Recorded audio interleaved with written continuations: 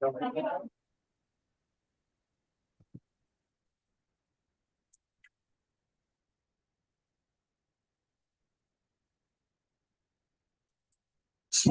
guests present here. It is my honor to welcome you all to this seminar on Aboriginal Studies, a multidisciplinary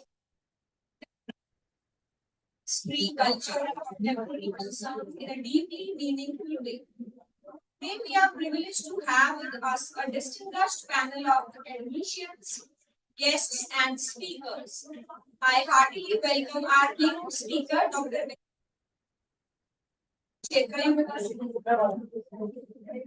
Professor Ravi Bhushan. He will be joining us in the valedictory session. He is Professor, Department of English, Nagar Fools University, University of Haryana. Sir has joined us online.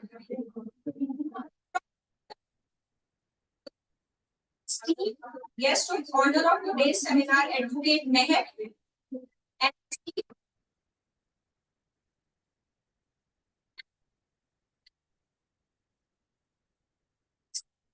Chair, Dr. Seema Rana and Sanjeev sir from GC Narayan.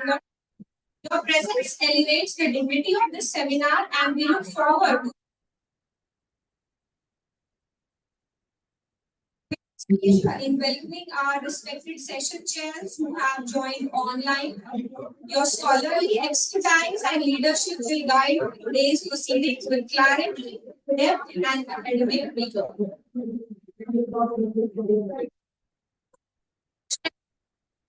Gathering of scholars who have contributed significantly to research, advocacy, and community engagement in the area of policy making and cultural knowledge. And I hope that each of our scholars, guests, and paper presenters will bring a unique insight that will enrich our dialogue. Now I invite respected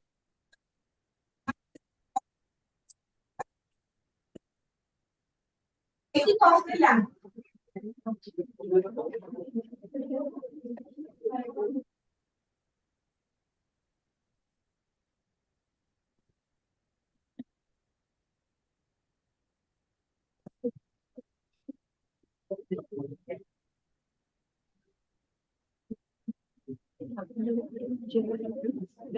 I think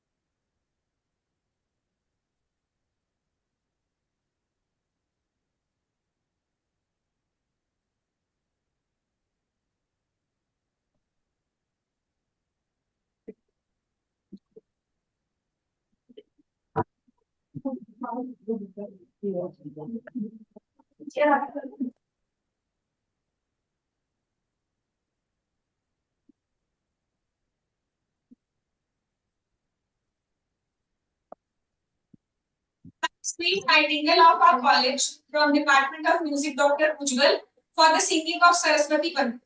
Please, ma'am.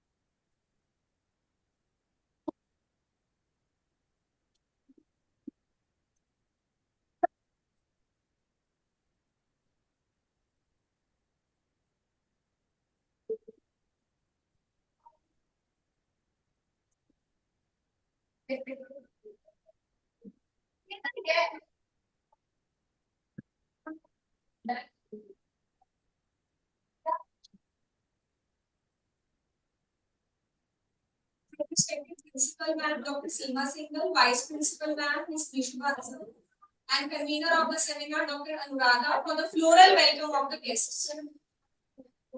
I also invite respected Karamjeet Ma'am for the floral welcome. Please come, ma'am.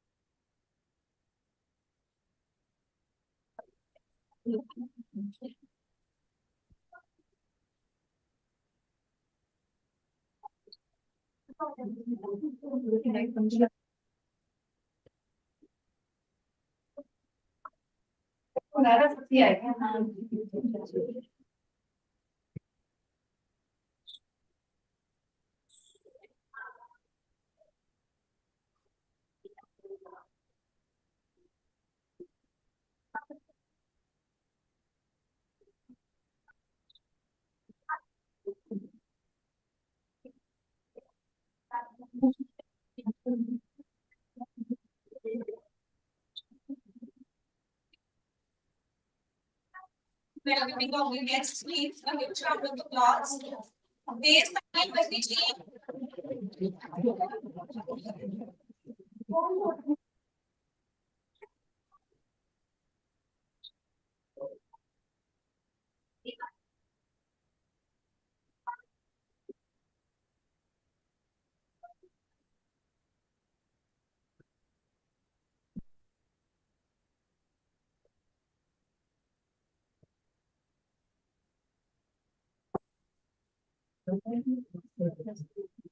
today we have among us Dr. Virender Pal.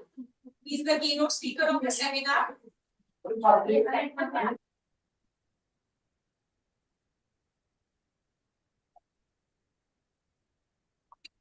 Sir, Dr. Virender Pal, Registrar, Kurukshetra University. We welcome you, sir.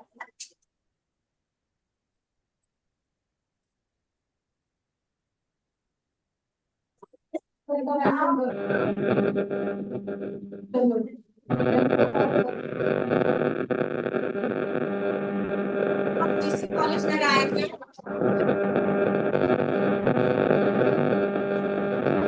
Sir.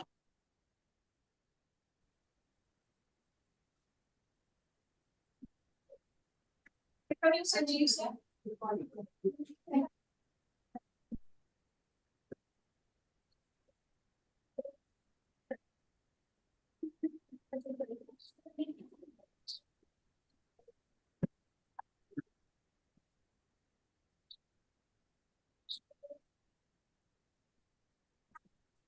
Sanjeev, sir.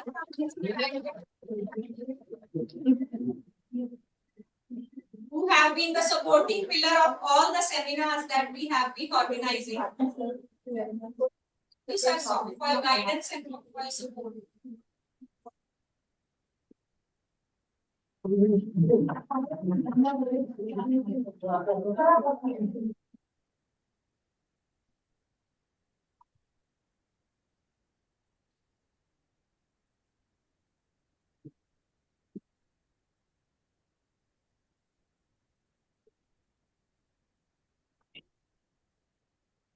Us, a brilliant legal representative and advocate.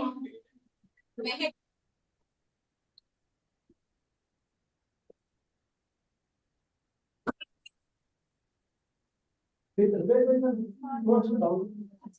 are very thankful that you came here, ma'am.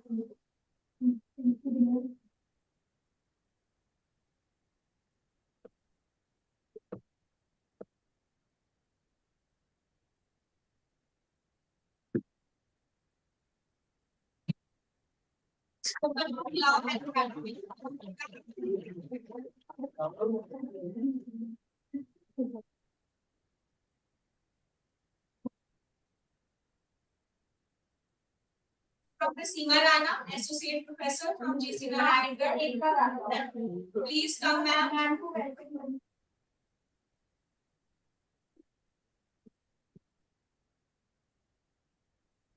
Oh, this one.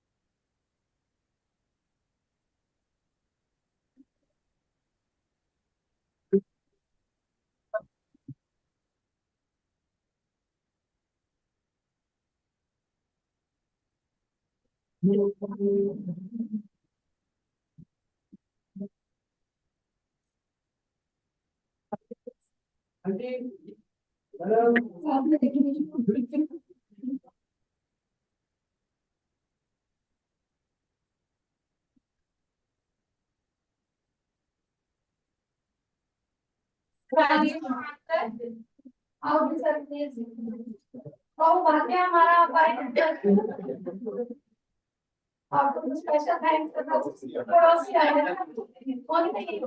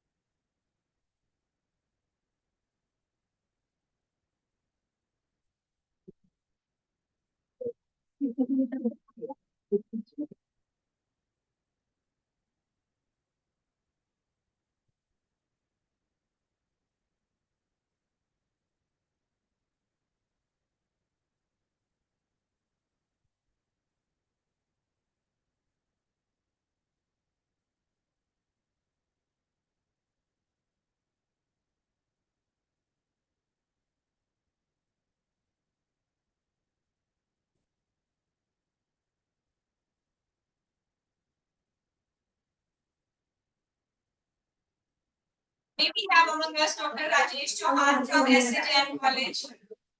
He is associate in the Department of English.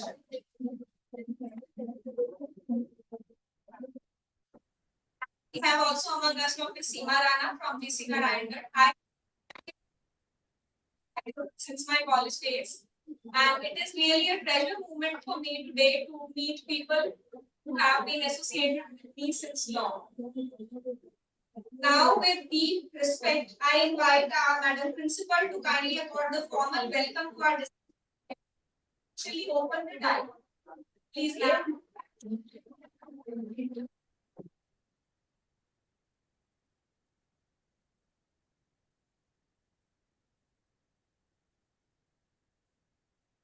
मेरे थोड़े शांत से हैं good morning session start हुआ बेटे शुरू से तो जान पूरी हुई थी so respected all esteemed guests faculty members and my dear students it gives me immense pleasure to extend a warm and respectful welcome to all present here for this one day national ceremony.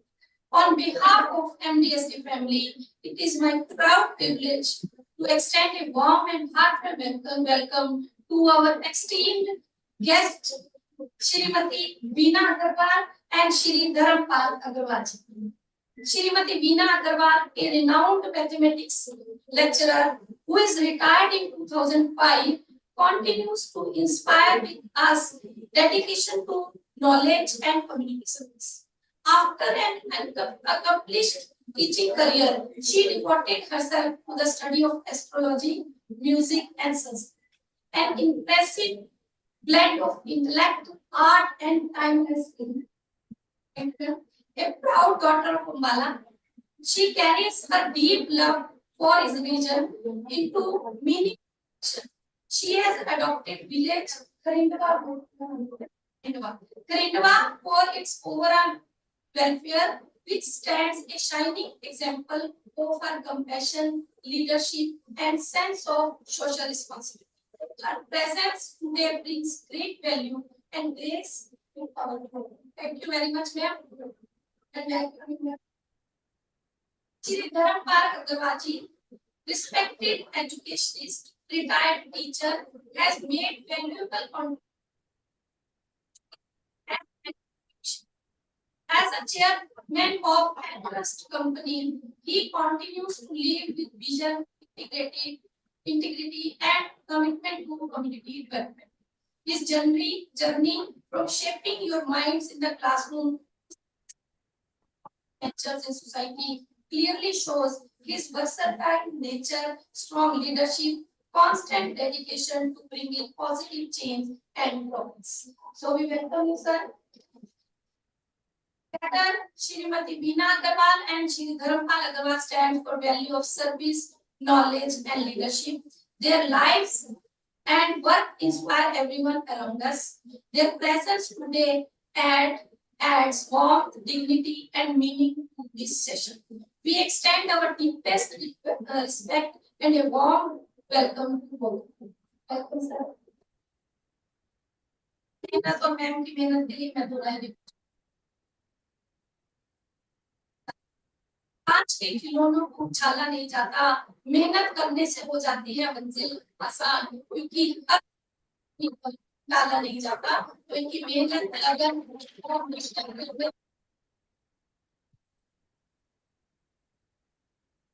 है कि वो आज हमारे बीच है और सबसे बड़ी बात है एंट्रस्ट कंपनी हमारे एमडीएसडी परिवार से बहुत सालों से एसोसिएटेड है एमओयू हमारा इनके साथ साइन है तो फैमिली की तरह एंट्रस्ट फैमिली को मानते हैं thank you very much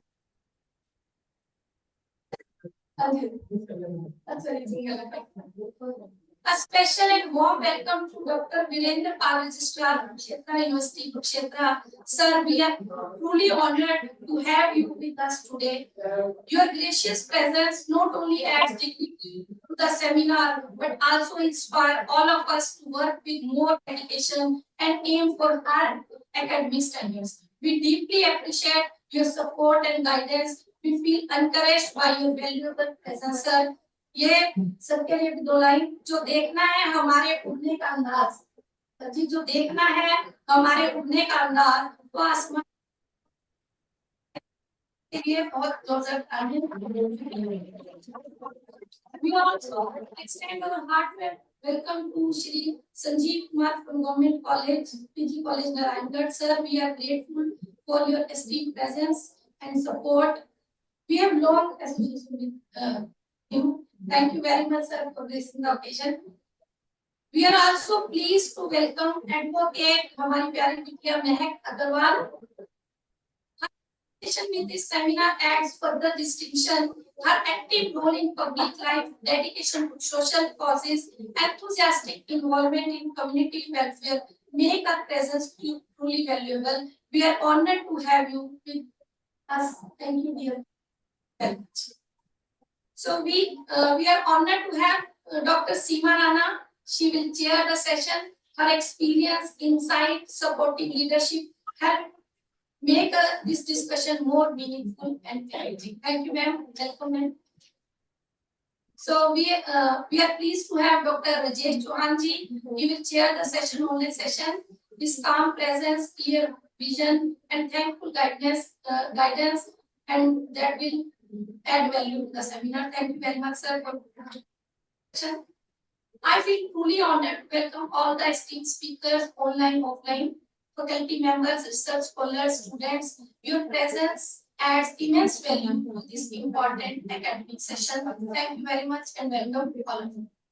So I sincerely appreciate organizing team, Dr. Nurada, convener, co-convener, Dr. Anchal for their hard work, dedication in making this event possible. Today's gathering reflects our collective commitment to academic inquiry, cultural understanding, and meaningful learning. So I want to add on, sir, we have 156 registration for this study. So this is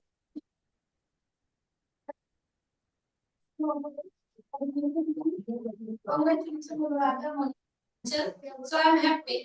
My heartfelt thanks to all the participants, resource person for their enthusiastic involvement. Once again, thank you and welcome to the M.D.S.D family. Thank you very much. Pleasure to invite the leader of the seminar, Dr. Abdullah, for presenting the concept.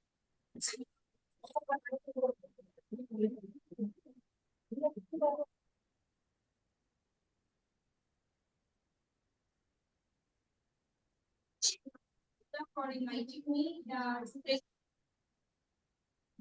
or And I am very thankful to Dr. Siva ma'am for appreciating engagement the number of participants as well as you know that every event, the success of every event a very hardworking event. That's why we are doing this seminar. So I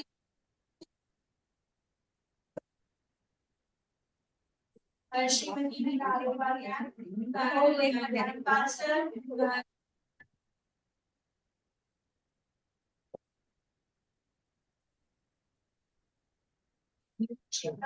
Sanjeev sir from Government Education College, Narayangarh. Meher Gandhipal, our darling daughter. She is one of our family members as well. And an advocate, Dr. Saima Rana and Dr. Rajesh Kumar, and all the people. Dignitaries present from various parts of Haryana. Samar ma'am, Ajni ma'am is from Kathal. Shelly ma'am is from Panchkula. And my friends, of course, I welcome you all. Thank you so much. All the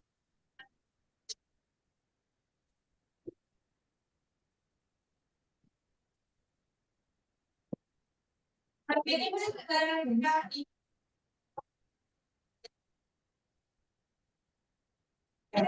seminar comes with normal procedure, principal calls us in office.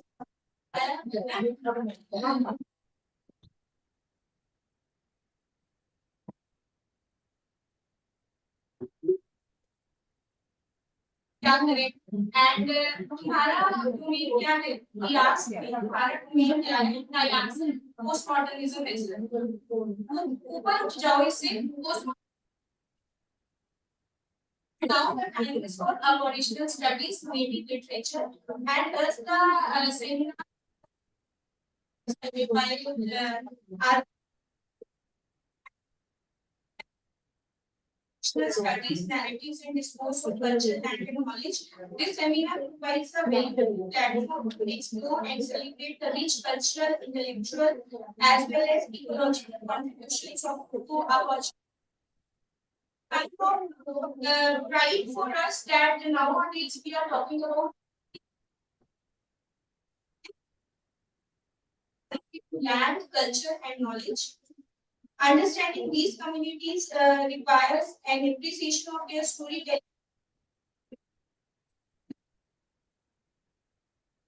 contemporary scholarship, and society.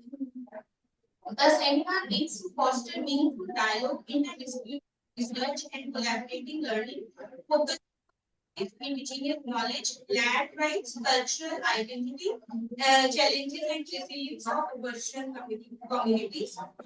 I sincerely discussion inspire research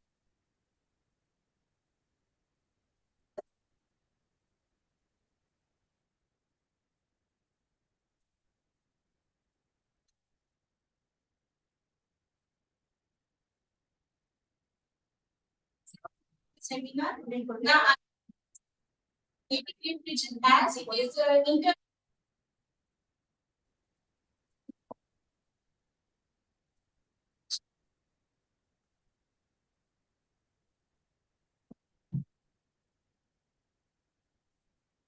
the seminar begins and we have Dr. Virendra Registrar Shilpa University of Shilpa with us. Sir, we have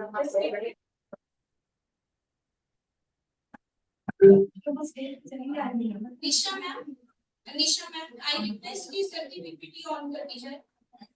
Good morning, respected sir.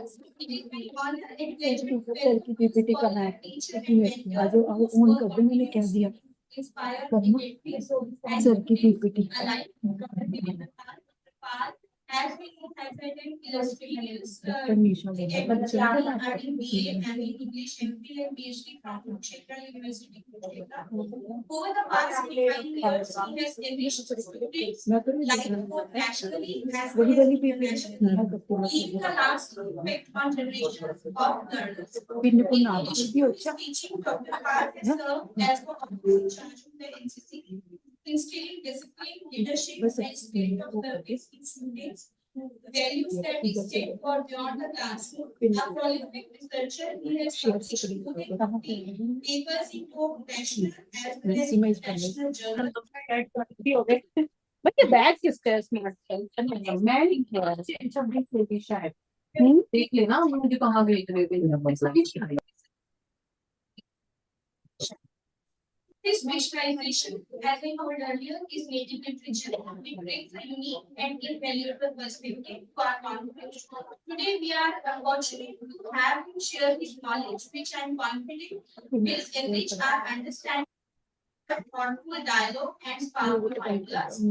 On behalf of the organizing committee and MDSD,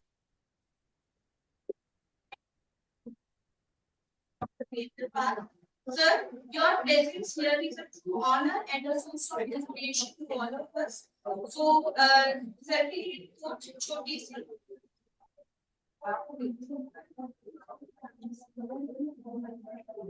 Choti sir, court में सर्जिए बोला I see you, I feel you have miles to go before you sleep, you have miles to go before you sleep. Giving a warm welcome, round of applause to welcome Dr. Vijayanta.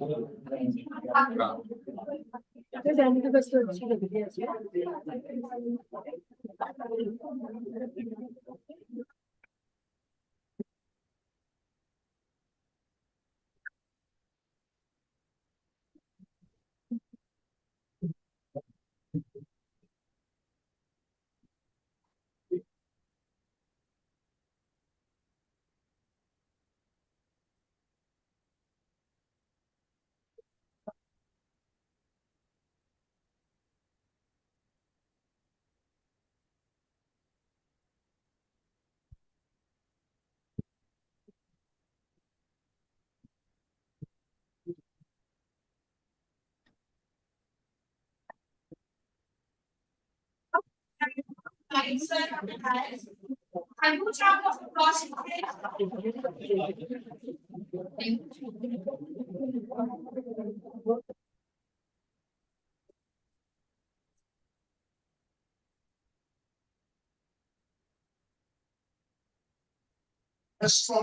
of grace, Shri Rapaji Dwara and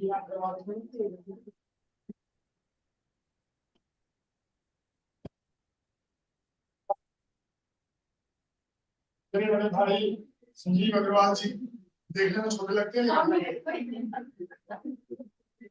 and all the dignitaries, all other dignitaries on dais, convener of the seminar, Dr. Radha, and co-convener, Dr. Monica Dillo, teachers of English language and literature, and प्यारे बच्चों. And there are certain teachers who have joined us, who are connected to us virtually. I welcome you all, and thank you, and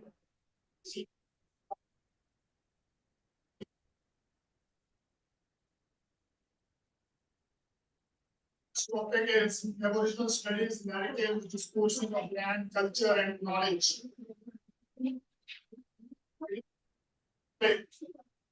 But before we go ahead with this keynote address, we must understand what is Aboriginal. You know, there are certain countries you must have watched Australia and India series. It concluded just now.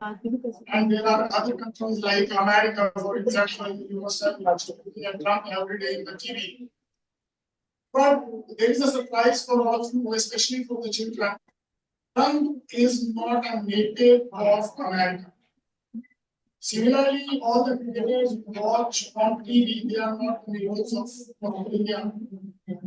The people who watch in New Zealand cricket team, they are not the natives of New Zealand. There are many other countries, for example, even we have South Africa, if you look at South Africa, there are so many products in their team. But you may be surprised to know that they are not the natives of South Africa.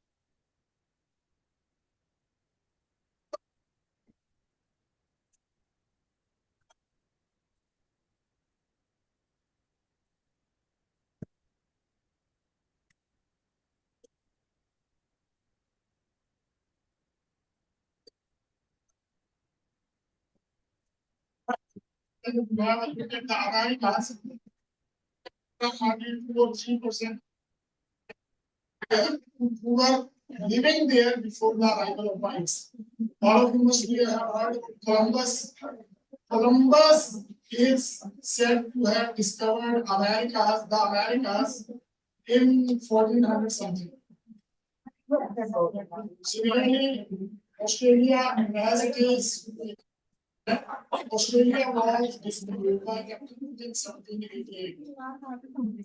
And these, 1788, the Aborigines were already living there. But then he went there, he declared, he and his shipmates, they declared that Australia is a caramelist. Caramelist, where nobody lives. So they negated the existence of Australian Aborigines from the very beginning. Certain other things, but before I talk about all these things, now, come to the next slide. Certain other terms that are used, for example, Aboriginals are also used for only specific to the Australian natives. Then there are other First Nation peoples that are used for Americans, Canadians, and natives. Then there are other terms, sometimes there are specific terms, for example, DOEs. DOEs is a term that is specific to natives of New Zealand. Next slide. Now, what is the difference between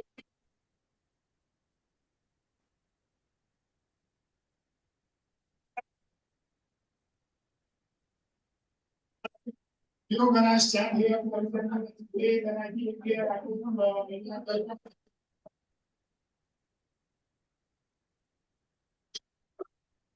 why did and we also like it then.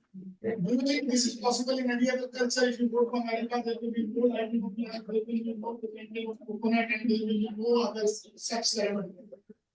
Why? Because this is cultural specific. This is culture specific, and that is a major problem. Worldview is also one important thing. And if you have a look at the world, today's world especially, you will find that most of the problems that are here are only because of distinct worldview that is there. We were ruled by British for a long time, and almost all of the world except Europe was ruled by the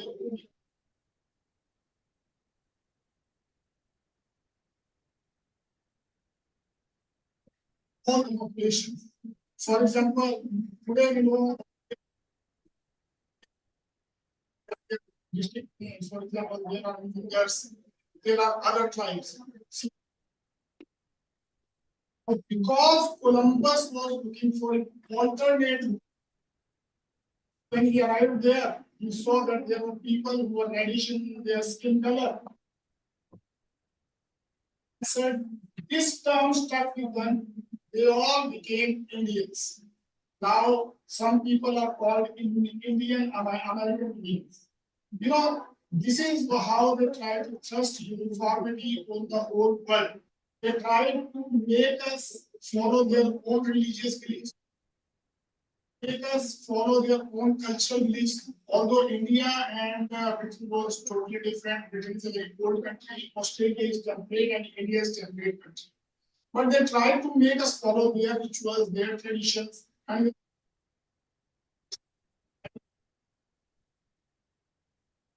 still carry that colonial residue, and sometimes we are more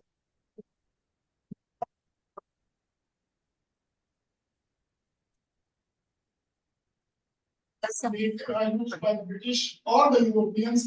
It is a system. We have to follow certain customs that are Eurocentric in origin. They originated in Europe. Talk about all these things. There is no respect for diversity in that. All the colonial people, they don't, that is why when they came to India, they also tried to find out one religious group. Because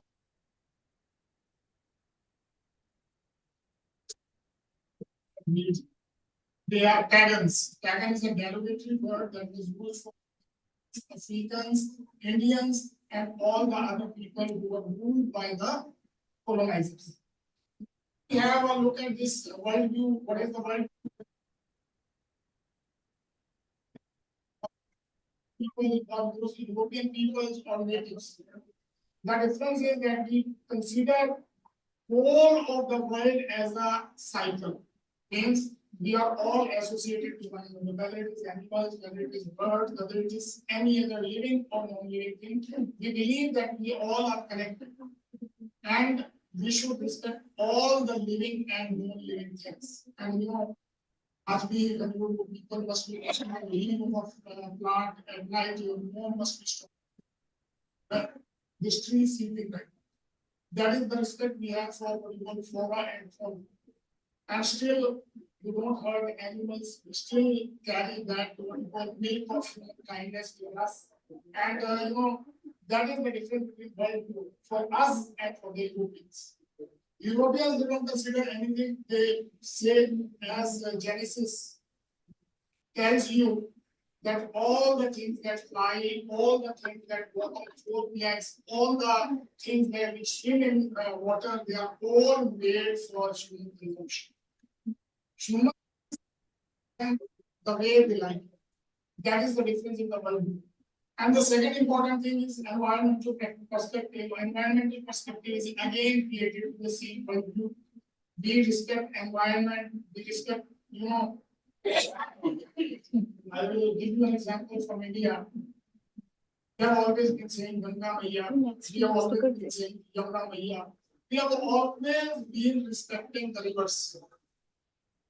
Same was the case with all the native communities. I'll give you an example from a novel that is called The Fisherman. In The Fisherman, the novel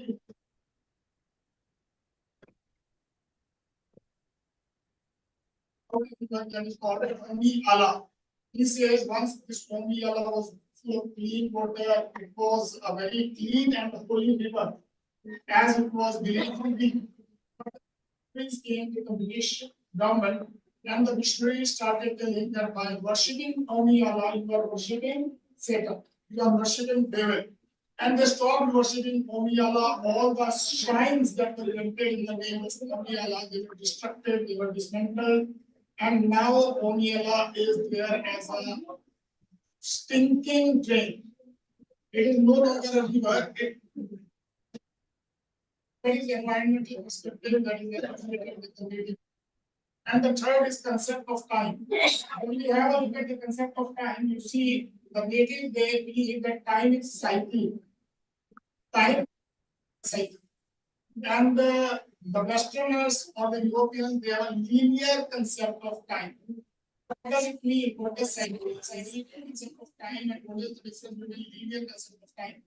Linear concept of time, that this time which has gone will never come back. But if you have a look at our concept of time, this is Kaliuga, Kaliya.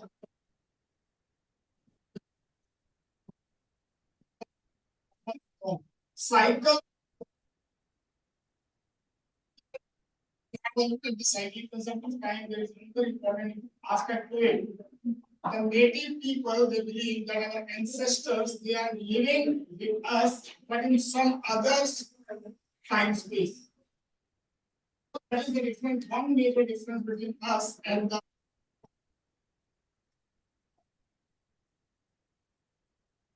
ancestor worship.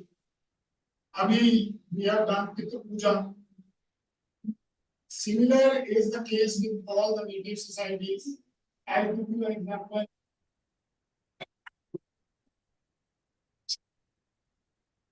Today, when Okinawa's son, he converts to Christianity, he's not worried about his converting to Christianity. He's worried about what will happen to me when I die. I and my ancestors will keep on waiting for the prayers of my progeny, but nobody will come because my son has already converted. One important thing that is that one important ingredient of law that it is science. Then we have various communicating lifestyle. How do we understand that communicating lifestyle? The whole tribe acts as one extended family. There is no concept of personal property. There is no concept of singular family, nuclear family. In fact, what you say in Americans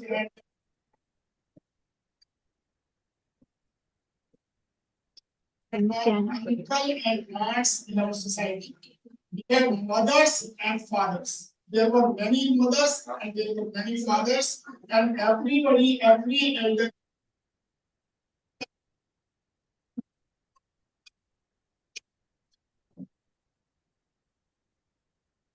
There was no concept of orphans. Nobody was allowed to remain orphan in the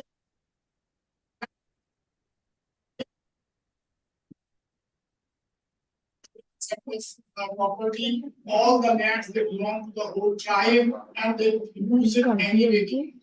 Next slide. Now,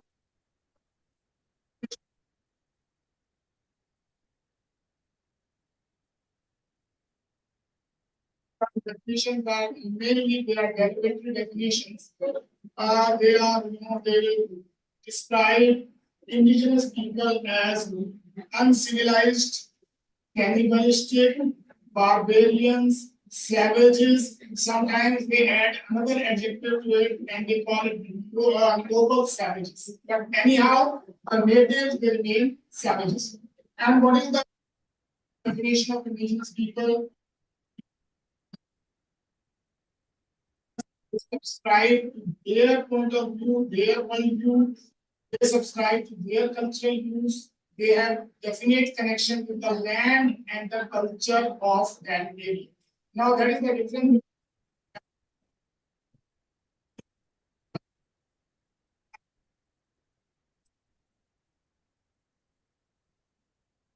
They go away from the land, they get debilitated. Similarly, every Native American tribe, you must watch a movie that is very easily available on YouTube. That the name of the movie is The Rabbit Proof Fence. It is about two Australian Aboriginal girls. They escaped from what you call, there was a policy that was followed that is known as stolen generation policy. Now, if you really watch that movie, is and their native lives were connected with the animals and birds. They had totems. Totems means for belong to certain tribe. My totem is snake. Now, what will happen? I will not kill snake under any circumstances. Totem is crocodile. Now, particular tribe will not kill crocodile under any circumstances. That means it was a preservative act that was carried by the Aborigines. They were very snake, for example, it goes extinct in all other areas. It will survive at least in my area because my total is snake. Similar is the case with crocodile. Crocodile may go extinct in other area, but it will survive in the other tribe.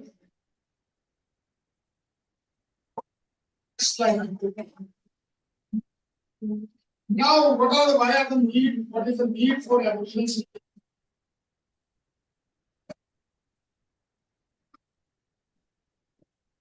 Outnumbered in their own lands. Aborigines or the native population across the world. Now, why are those high strike rates? Because from their culture, they have been displaced from their lands, and they have policies like in this that colonialism was a very uniform exercise. Beta, colonialism was a very uniform exercise across. In Australia, they took away the native children away, and it was called stolen generations. They said we will train them in etiquette, we will train them in values, and we will make them good workers. In America,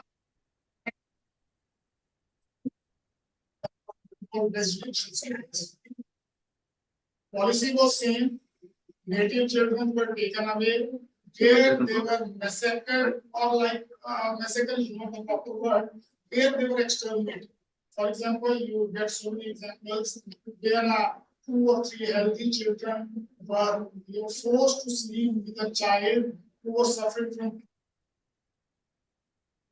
so that they might also contact tuberculosis and they might die.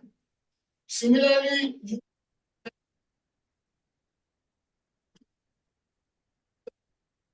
there was a new injection. Those injections and drugs were used on native children because they did not have any. So, these are certain things, and that is why there is a concept that is PTSD, post-traumatic stress disorder. This is a concept that has been developed by Native Americans. It says that whenever you are subjected to repeated tortures, repeated problems, you develop sort of trauma, and that trauma is transmitted by you to next generation. That is called PTSD. And if you don't get enough trauma becomes embedded in your,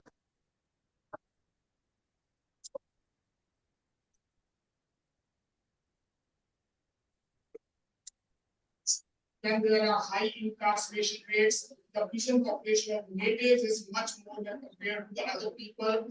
Then there are higher instances of substance abuse. There are problems like alcoholism. There are other violence. Domestic violence is another important problem that is associated with colonizers.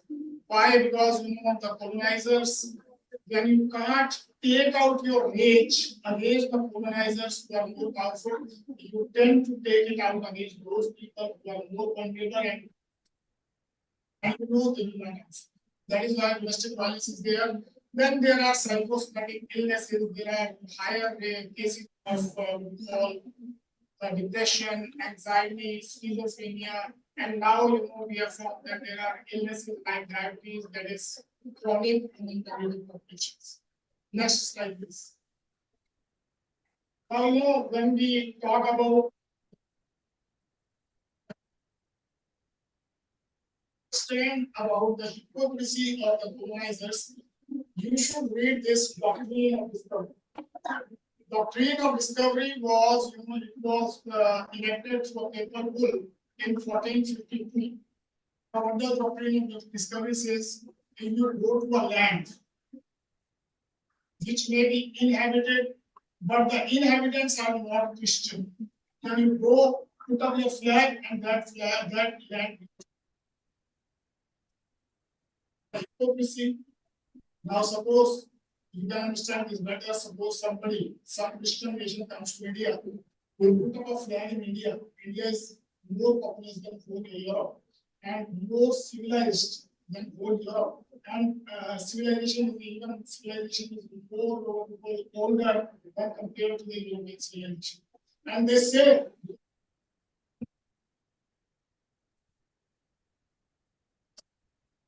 Shankaracharya, it gives us such a degree that if you are a Hindu and you go to a non-Hindu land and you put up a flag there and that land belongs to you. See the idiocy of such a law, and you will be surprised to know this law was followed.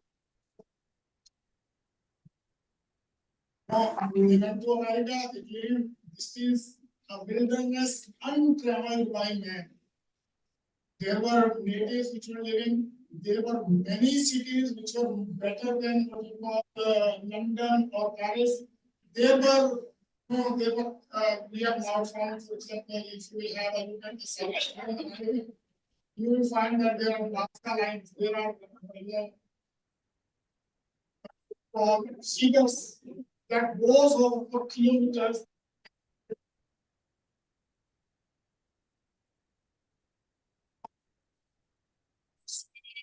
Pyramids in South America and North America.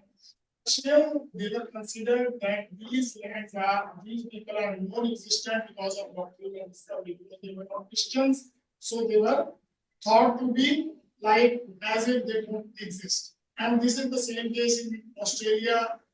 New Zealand was a slightly different.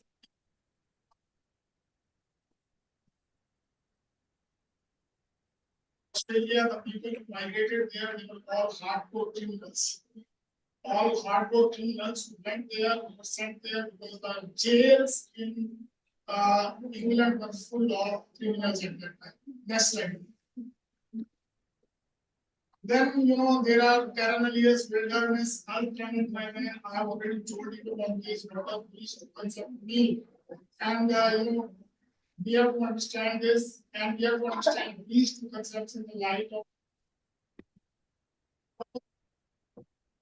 apps and any other place. Change the names of the places. They,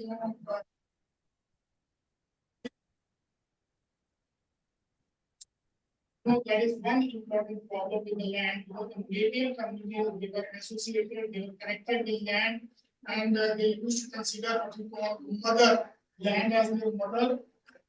I would like to tell you one important knowledge today again.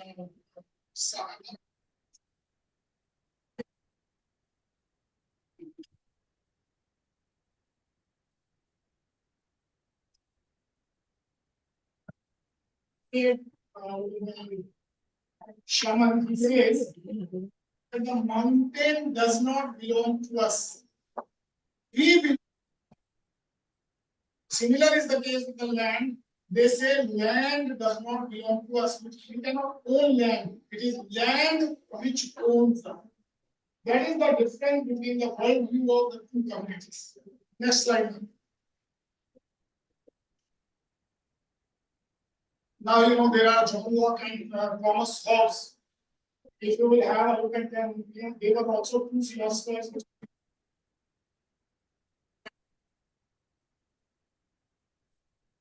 John Locke says that if you don't till the land, if you don't practice agriculture, you cannot own that land.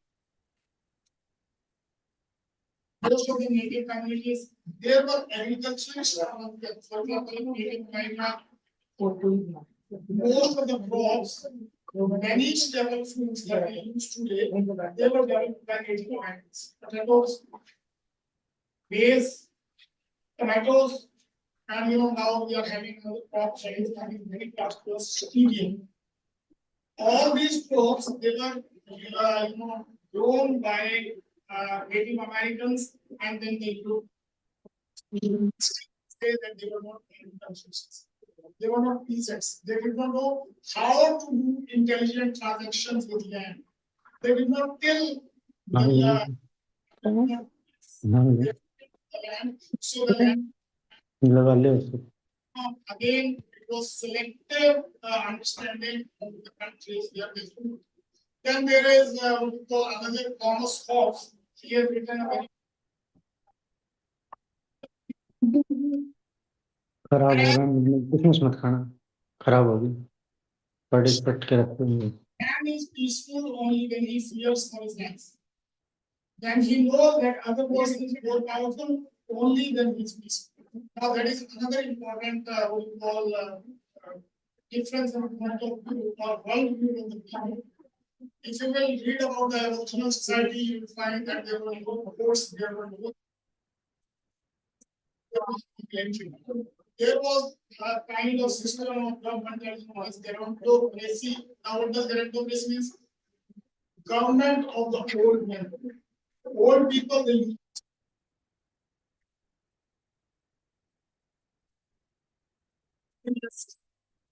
There were no crimes at all. There were no police at all, and European society prides.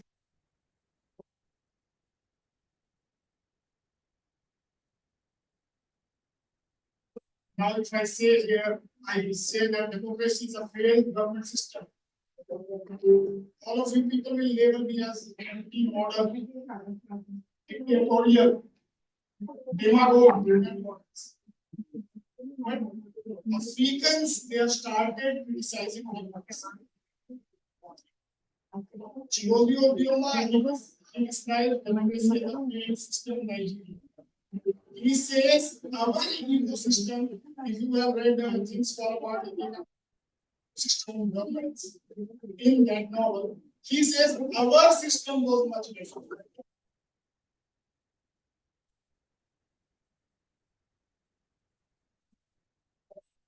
Democracy allows riots to happen. Democracy allows in India caste system to thrive. Democracy allows so many other problems that we face. For example, there is two-sided development in certain areas. Justice is always delayed. All these problems, now these are three different they are criticizing. They are saying that our indigenous system is better. Our own indigenous system is better. And now in India also we are talking about especially the arrival of MEP 2020. We are now talking about Indian knowledge system. Now, what is Indian knowledge system? Indian knowledge system is again that knowledge system that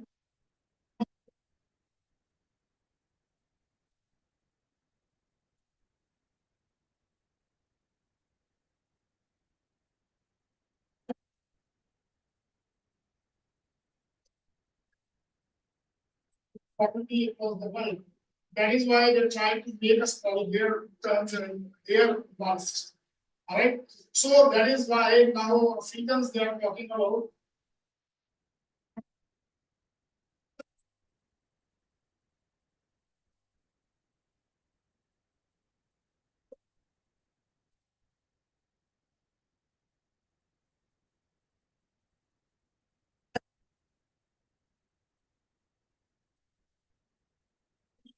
and there is an issue of communities, native communities where there are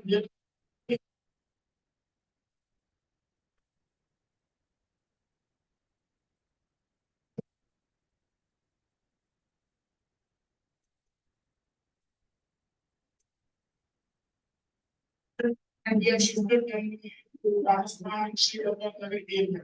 Now consider the difference between the and the desert of Sri Lanka. And the problems they must have, the cultural problems,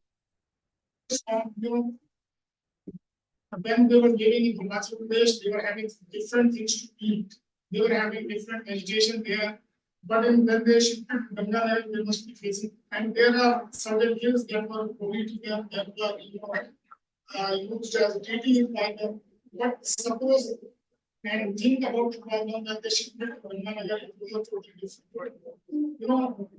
This kind of displacement forced displacement has occurred in almost every part of the world.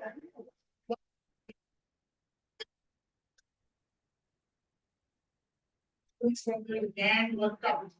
Suppose, in America, I've been reading an author, she was living in great areas, great lake areas, then she was shifted to some hilly area. Now the things, the technology they had developed from that area, Great Lakes area, was of no use in Great Lakes of America. So, there were certain things that were different things. And the same thing happened to the Aborigines, they were shifted away from their land. And mind you, Australia is a desert in center. The desert in center. They were even shifted away from the center. They were even shifted to the desert, which was moving to the whites. And still, those people, the Aborigines, they are claiming the rights of those. And how much they love land, there is one instance I will tell you. One Aboriginal elder was offered $500 million for to allow mining in his land. You must have come across one very famous rock. You must have seen that that rock is that rock is almost synonymous with Australia. If you will have a look at the rock, the people they were moved away from that area also. As I told you, there was an Aboriginal elder who was offered $50 million, $500 to allow mining in his ancestral land, and he refused. He said, "My land is my mother, and I cannot allow you to do such thing. He have a mine." And he refused $500 million. Just have a integrity of that person. So, there are certain things, the ties, they were separate, they were severed by the colonizers. That's now, what are the activities of the rights that disfigure the land? There is mining, there is agriculture, and there is change in the landscape. We have been changing the landscape very often. If you will go, for example, even in the area, Punjab or in the area of Haryana, there were they exist anywhere. The face of the land has been changed. And why this is very important? This is very important because the distinct the connection between the human society and the land and the landscape has been now established by many philosophers. Next slide. There are two philosophers I would like to mention, especially one is Theodore Roosevelt. He has written a very important book that is known as eco-psychology. In eco-psychology, it tells that our unconscious developed at the same time that this planet was developing and this environment was developing. So our conscious has a very important connection with what we call the environment. Once you disfigure the environment, once you disfigure the landscape, once you change the landscape, our unconscious finds that something important is missing. And that thing leads to what we call madness. He says that the producing madness of this era is due to environmental degradation. Theodore Roosevelt. Then another important philosopher is Glenn Albert. If you will Google it, you will find his philosophy, his terms, his poem to tell you about the impact of environmental degradation in society. He calls it solastalgia. Now, what does solastalgia mean?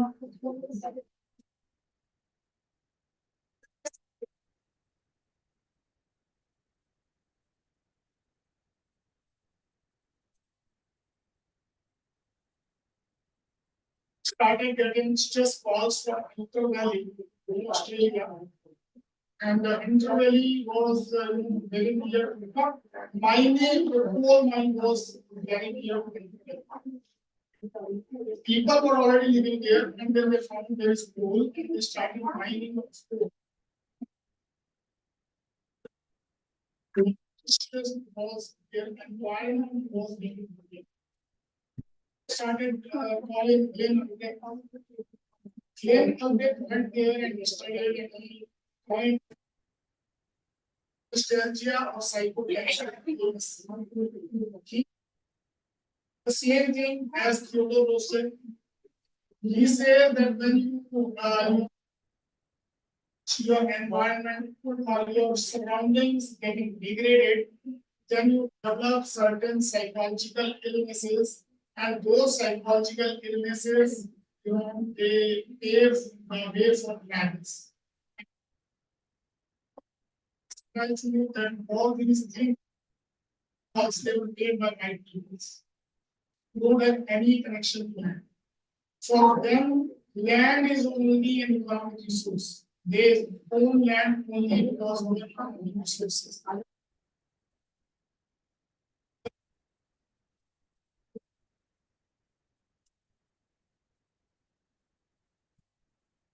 will happen to the Aborigines when they have the same kind of thing in front of their eyes. Mining is a very luminous activity. They change high mountains, transform high mountains. Today there's a mountain there, and then they will start mining, and after a few months, there will be a mountain. Second, mining is happened in Australia, so it's also it's a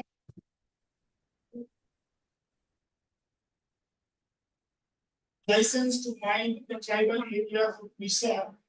The miners are for example,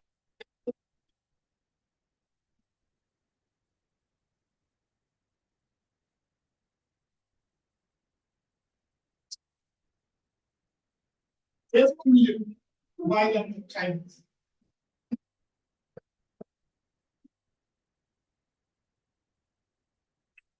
And the people, the tribal people of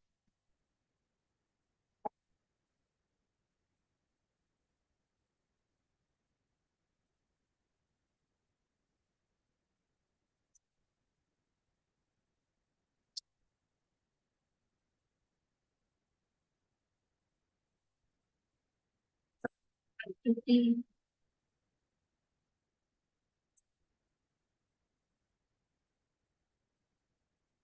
suffer from what we call anxiety, they suffer from stress, they suffer from others. And now, on Facebook or some YouTube at all, you will find that there is a Japanese tradition of first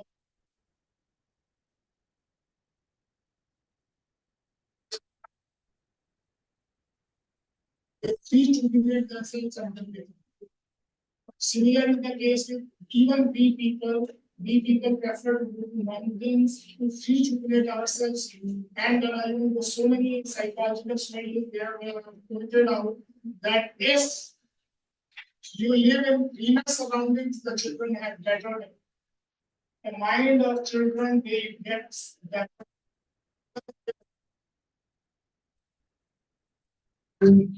That is why there are people who are now coming back and living in their rural surroundings instead of living in cities. That's like a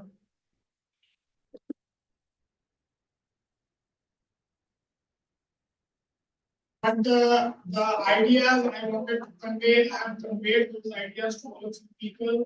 Why we should study everything. If you try to understand their point of view, my personal feeling, I had a certain problem with spiders.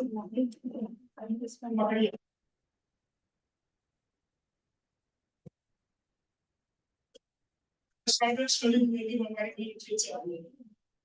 I started studying what you call the sea emergency. I stopped killing spiders. Statement in my everybody used to call it kill a snake.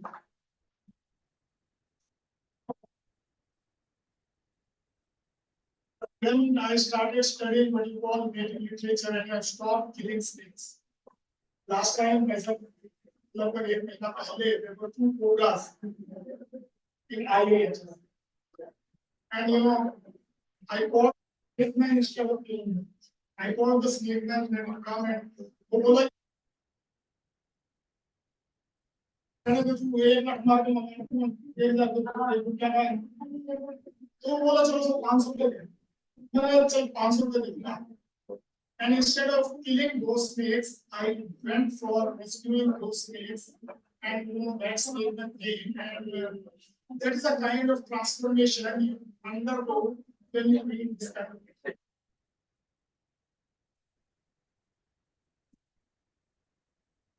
When you transform yourself, the process of transformation will begin, and you will become more environmentally conscious, and you will become more animal friendly.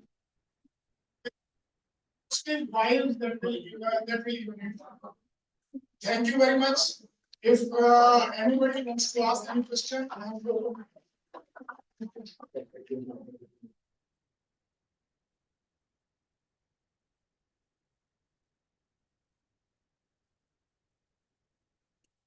Ask any question. Now the house is open for any queries.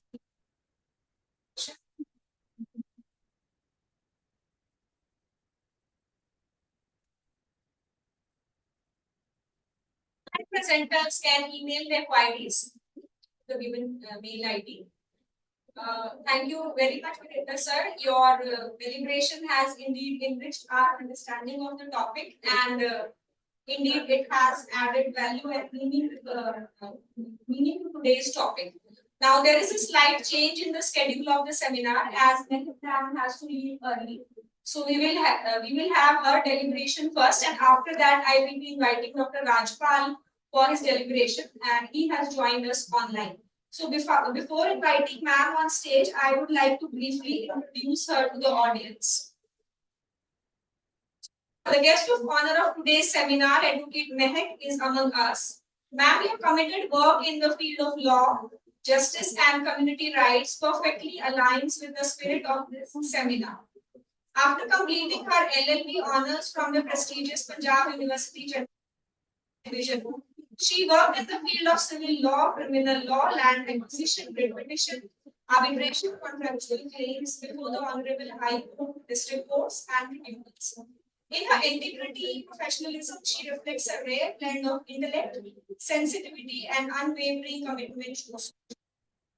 She also contributed towards shaping legal reforms related to the safety of women in the state and has participated immensely in seminars in government institutes of Haryana and Punjab. I proudly share with you that ma'am is not only a legal representative and a guardian of justice, but also a shining star of discipline and sport. She has represented state of Haryana in swimming, roller skating, and badminton tournaments. Her ability to maintain such balance reflects her exceptional commitment, perseverance, and leadership.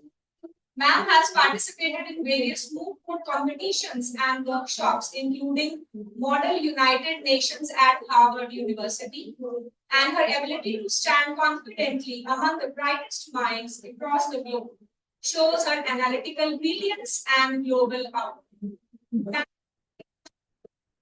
Us as a guest of honor because you stand as an inspiration to young scholars and students. Knowing that the field of law, when guided by empathy, becomes a powerful instrument of change. Now, I invite you to grace the stage and share your valuable insights with us.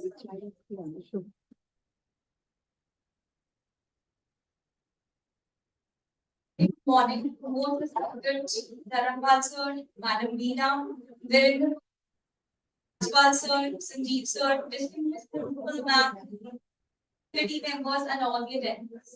It is my privilege to be here and share this podium with such knowledge. Extend my sincere thanks to Madam Principal, all the organizing team, and it sir has already enlightened us enough about the understanding of Aboriginals and their beliefs and faiths with respect to literature. I would like to share my views with respect to Aboriginals with relation to their in-law. The relationship between Aboriginals and law has historically been one where colonial law has imposed pre-existing Aboriginal laws. This resulted in a system where Aborigines were denied legal rights, they have faced discrimination and were overrepresented in the justice system. While the traditional laws in connection to the law were largely ignored. However, most legal reforms have attempted to address these issues by recognizing native titles, providing legal land rights, and acknowledging the need to the special contribution in the legal profession with respect to the Aboriginals.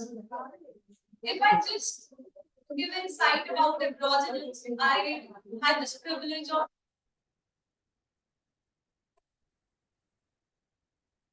I hardly do wasn't there. And lately now after their project in the legislation. Now, imposition of colonial law was the existence of Aboriginal rights. There was this term they used to use was terra nullius. That means that land belonging to no one. Term that the land belongs to no one because they wanted to extinguish the rights of Aborigines who were the real natives of Australia. This was imposed without any treaties, without any negotiations with indigenous peoples of Australia. Now, disregard of traditional laws. Aboriginal customary law was a complex system integrated in their own way of life. It was not at all recognized. And Aborigines were expected to follow British laws without having any input into its creation, and they had no legal standing to defend themselves or seek violence. Their dispossession and disenforcement. The law sanctioned the deprivation of Aboriginal laws and was used to justify the suppression of their culture and personal rights. For a long time, Aboriginal people were denied basic civil and political rights also, including the right to vote until 1962. What was the impact of this in the imposition of the British legal system has contributed to a sick representation of Aboriginal people. The challenges for Aboriginal people. The Aborigines have faced the Australian legal system due to mismatch between their cultural values and between the principles of dominant legal system. Their traditional laws, which may not involve formal courts, are often not seen. If I come towards reconciliation and reforms, there are native titles. Australia have marked that a Native Title Act of 1993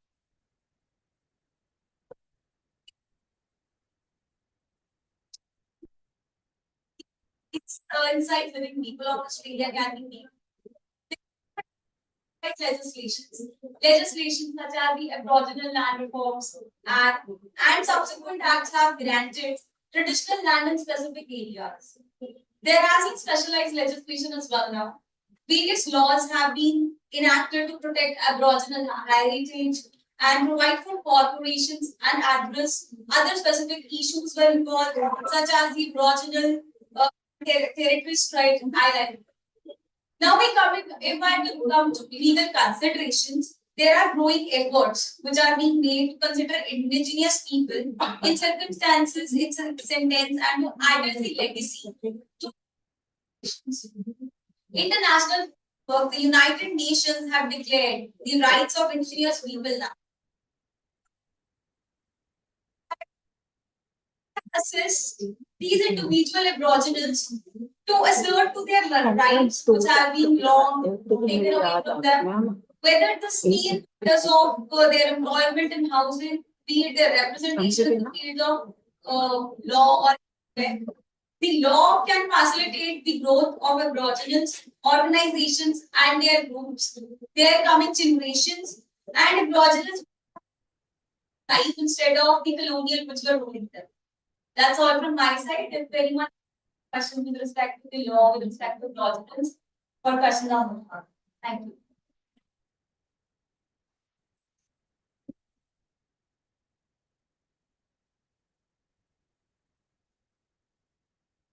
Adding a layer of multidisciplinarity to it. Now, I would like to invite Dr. Rajpal for his deliberation. Joined us today as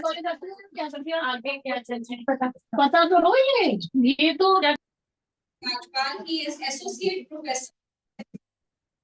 I welcome you, sir. Rajpal, sir.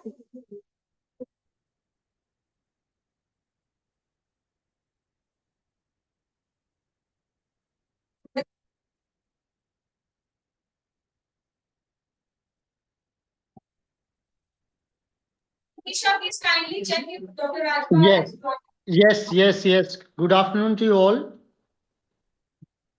Am I Yes, sir. audible? Am I audible, madam?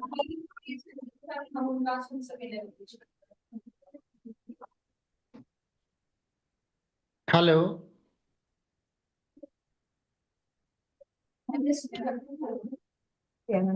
Sir, you are audible. Okay. First of all, the keynote address being delivered by respected Dr. Virender Palji, Registrar KUK, for his nice deliberations on the theme of the seminar or this national seminar on Aboriginal studies, narratives and discourse, our culture, land and knowledge. The keynote address was as insightful and wide as the theme of the seminar is. It's a very comprehensive theme that you people have taken, and I'm conscious of the enormity of the topic, and at the same time, I'm conscious of the 15 minutes which have been given to me. So I have started at 5 minutes past 12, and I would be winding it up by 20 minutes past 12. And I'm very much. Please raise your volume because we are not able to hear your voice clearly. Am I audible now? This is a large hall, so kindly please raise your volume to the fullest. Just a minute. Let me add my microphone to it.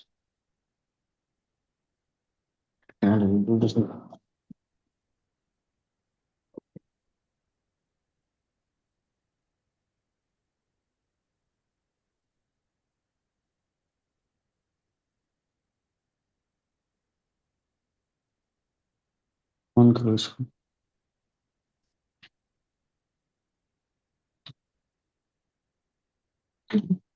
I hope I am audible now. Interrupt you because before you start your Hello. address, kindly please let me introduce guests. Okay, madam, please go ahead.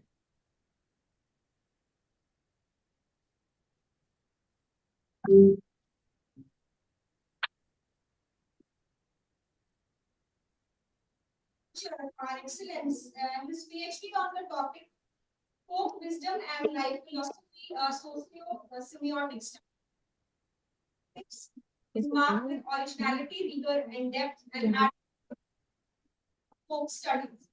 He is a renowned scholar colonial literature, indigenous studies, and comic add करते हैं कभी ये काम ना करो. more than a dozen international paper disciplinary talks, chaired certificate courses culminating in his summer school program of Harvard University and City University of Hong Kong in 2014. I am delighted to share with the audience that Sir is also a poet and a teacher trainer who believes in transforming classrooms into deep commitment to students and a passion for teaching embodies excellence in every aspect. Welcome you for your deliberation. Now you can proceed with your address, sir.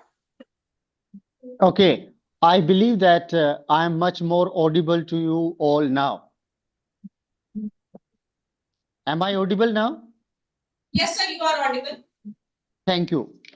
So first of all, I start with the keynote address being delivered by worthy registrar Dr. Vijender Palji, registrar KUK, and he has shared his post-colonial kind of approach as the word Aboriginal age in the theme of the seminar. I also welcome and thank Dr. Seema Sehgal, officiating principal, M.D.S.D College, Ambala City, Haryana. And I also pay my indebtedness to the convener of the seminar, Dr. Anuradha ji, who has been taking all the pain to coordinate a throughout around the clock. Co-convener Dr. Monica Dhillanji, Faculty English Department, and the most one of the most load-bearing pillars of this seminar, the organizing secretary, Dr. Anchalji, HOD Mathematics. And once I am just speaking of the key players in this grand performance being live streamed in the hybrid mode, I also welcome in advance the valedictory speaker and a renowned scholar, Professor Ravi Bhushanji, Department of English, BPS Women University, Kanpur Kala, Sonipat, Haryana. And now, as the time is limited to me, I will start directly on my topic, the topic of my talk, that is revisiting Indian knowledge systems through a foxy prism. So,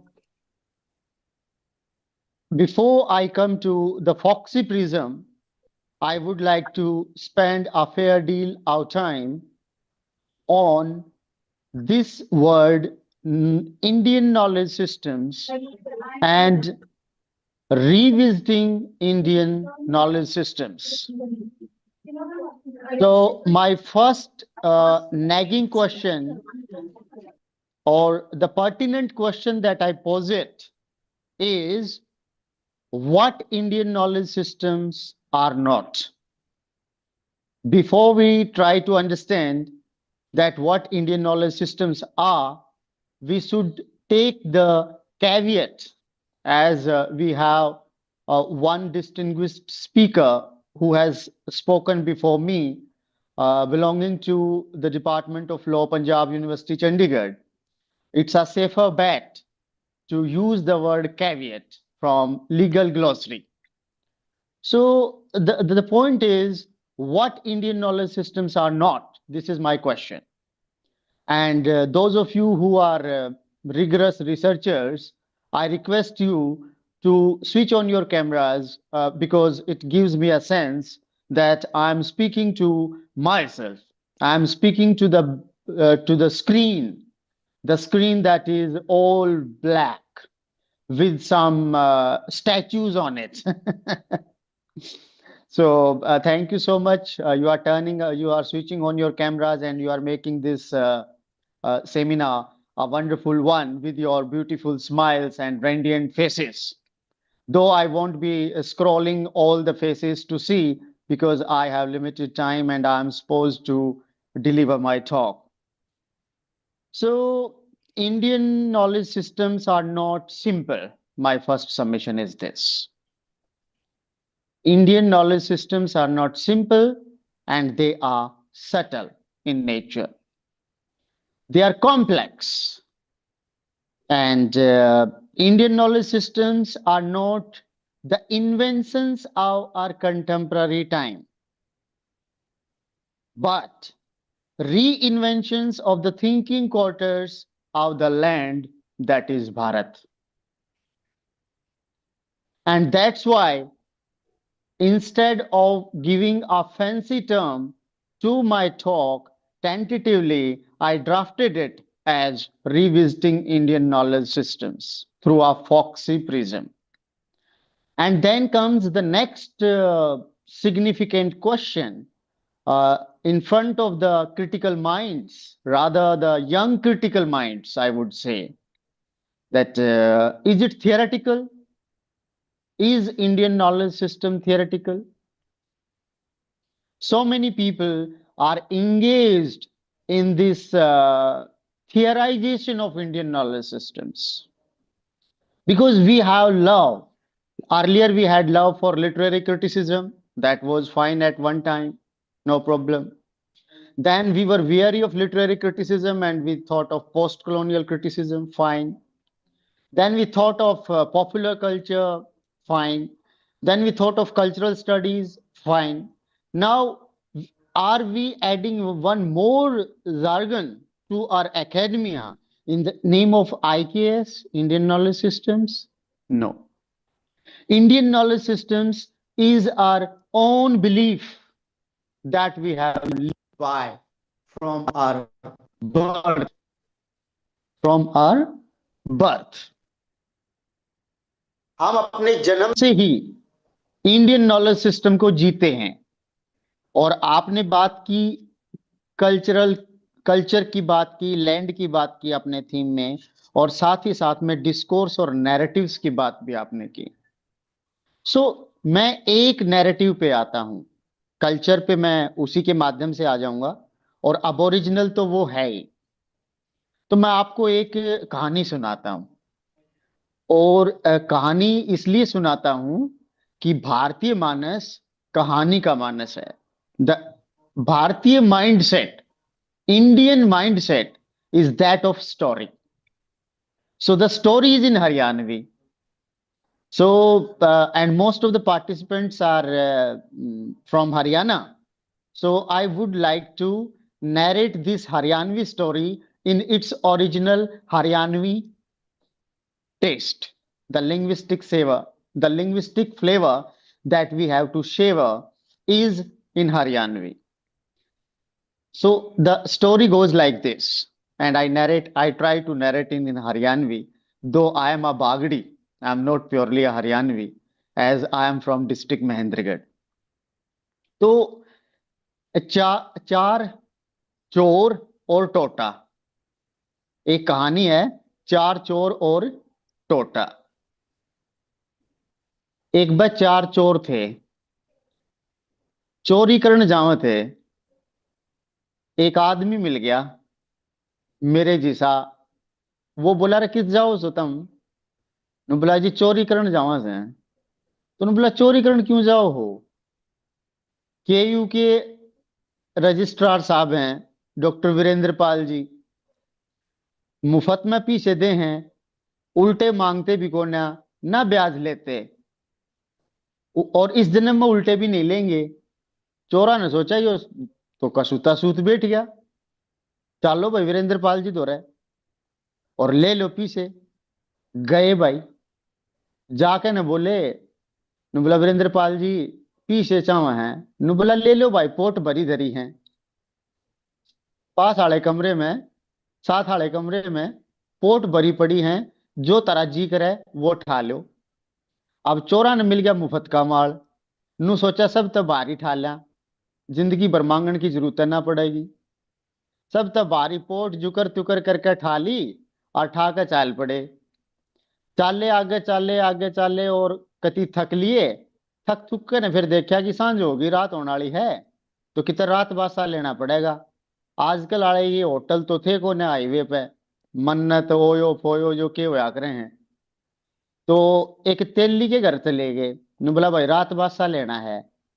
नु बोला भाई रात बासा लेना, पर तुम यो सामान के ले रहे हो? नु बोला ना यो तो हमारा ही सामान है, कोई डांगर ढोर का सामान अड़ा धर लेंगे। तो नु बोला भाई डांगर ढोर का सामान है तो नू करो, मारा भी दो डांगर हैं, दो बलद हैं, अड़ा तारा सामान धर लियो, थोड़ा साइड में धर लियो, कब डांगर चावना जा तारे ने, और रात ने अड़ा रुक जाओ, फिर तुम चले जाइयो सवेर। बोला जी ठीक से।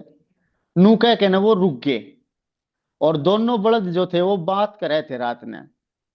बात करते करते जो बूढ़ा बलद था, वो नू कह था छोटनिए ने, जवान बलद ने, कि भाई मेरा तो कर्जा हो गया पूरा या 7 जन्म का इस तेली का, और मैं तो सुबह मरूंगा, और तन्ने इब्बे और काम करना पड़ेगा भाई, पूरा तो पिलना पड़ेगा तने तेली का। अब वो दोनों सुन के, वो चारों चोर सुन के हंसने लगे। आगे ये बुलद भी सर बात भी करें, सर बात भी बोली बोली करे हैं, कर्जा उतर गया, मैं सुबह मरूंगा, मैं न्यू करूंगा, मैं न्यू करूंगा, यूं करके ने वो करते रहे। अपन चोर का चोरी का माल ले रहे थे, नींद तो आनी को ना थी, सारी मूवमेंट देखते रहे बुलदा की। सुबह के होया, सुबह नू होया कि जो बुढ़लिया बलद था वो एक बार जोर से रंभाया, और रंभाते के साथ में मर गया। अब चोरा के दिमाग में माच गई कति खलबली, भाई ये तो कव थे वहां सारी सच्ची होगी।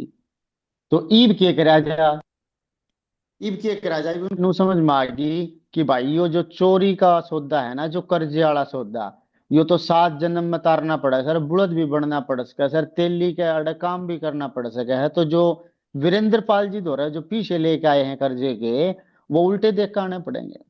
भाई वापस गए, गए तो रजिस्ट्रार साहब यूनिवर्सिटी चले गए, यूनिवर्सिटी में वापस गए, जाके बोले जी उल्टा ले लो। बोला भाई मैंने तो शर्त लाई थी कि इस जन्म में उल्टे को ना लूं। तो बोला जी ना ले लो, नु बोला ना भाई मैं मेरी जुबान तो ना फिरता, तुम लेके गए थे राखो। तो भाई फिर नु करते करते और वो एक जंगल में गए, जंगल में एक साधु था, उससे जाके सारी बात बताई। नु बोले बाबा न्यू न्यू हो गया मारा दौरा मारा गया तो कांड के कराए।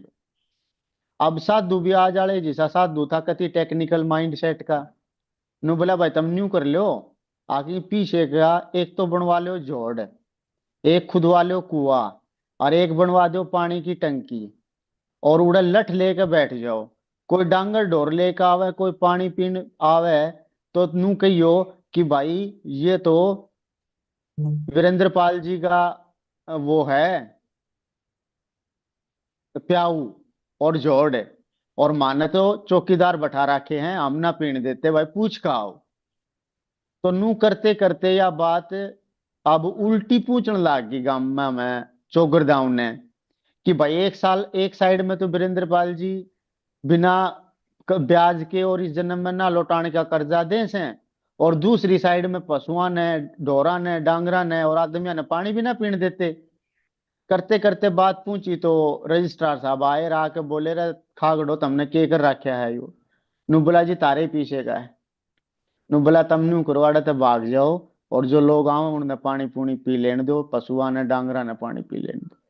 तो the debt that we owe to any financial institution, we have to pay back. This is the message from the story Char Chor or Tota, or Char Chor, simply four thieves. I have translated the folktale in English, and those of you who wish to read the English translation may also contact me at my email ID rajpal@cuh.ac.in.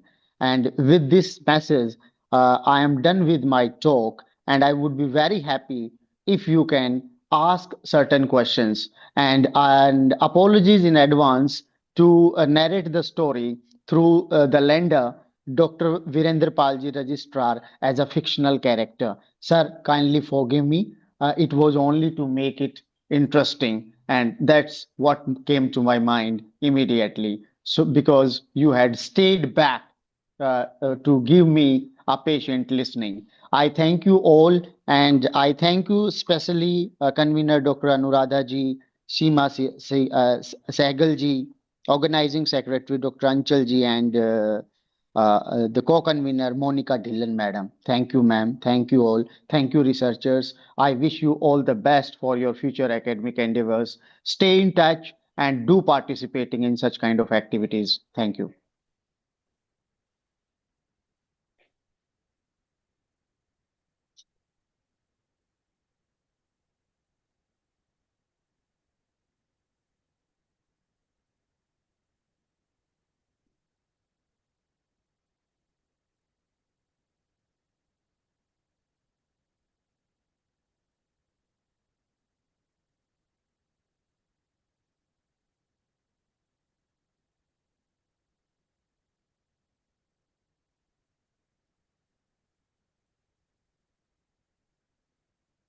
Anuradha ji, I'm done. Kindly continue.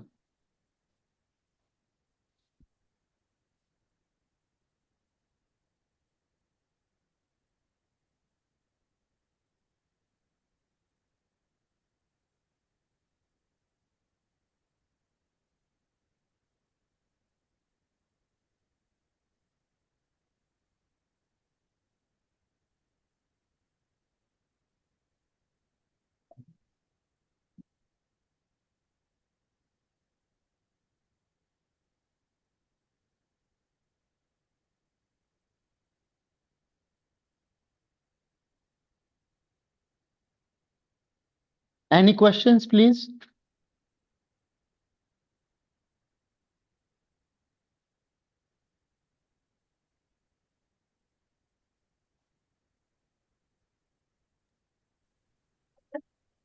That means the primary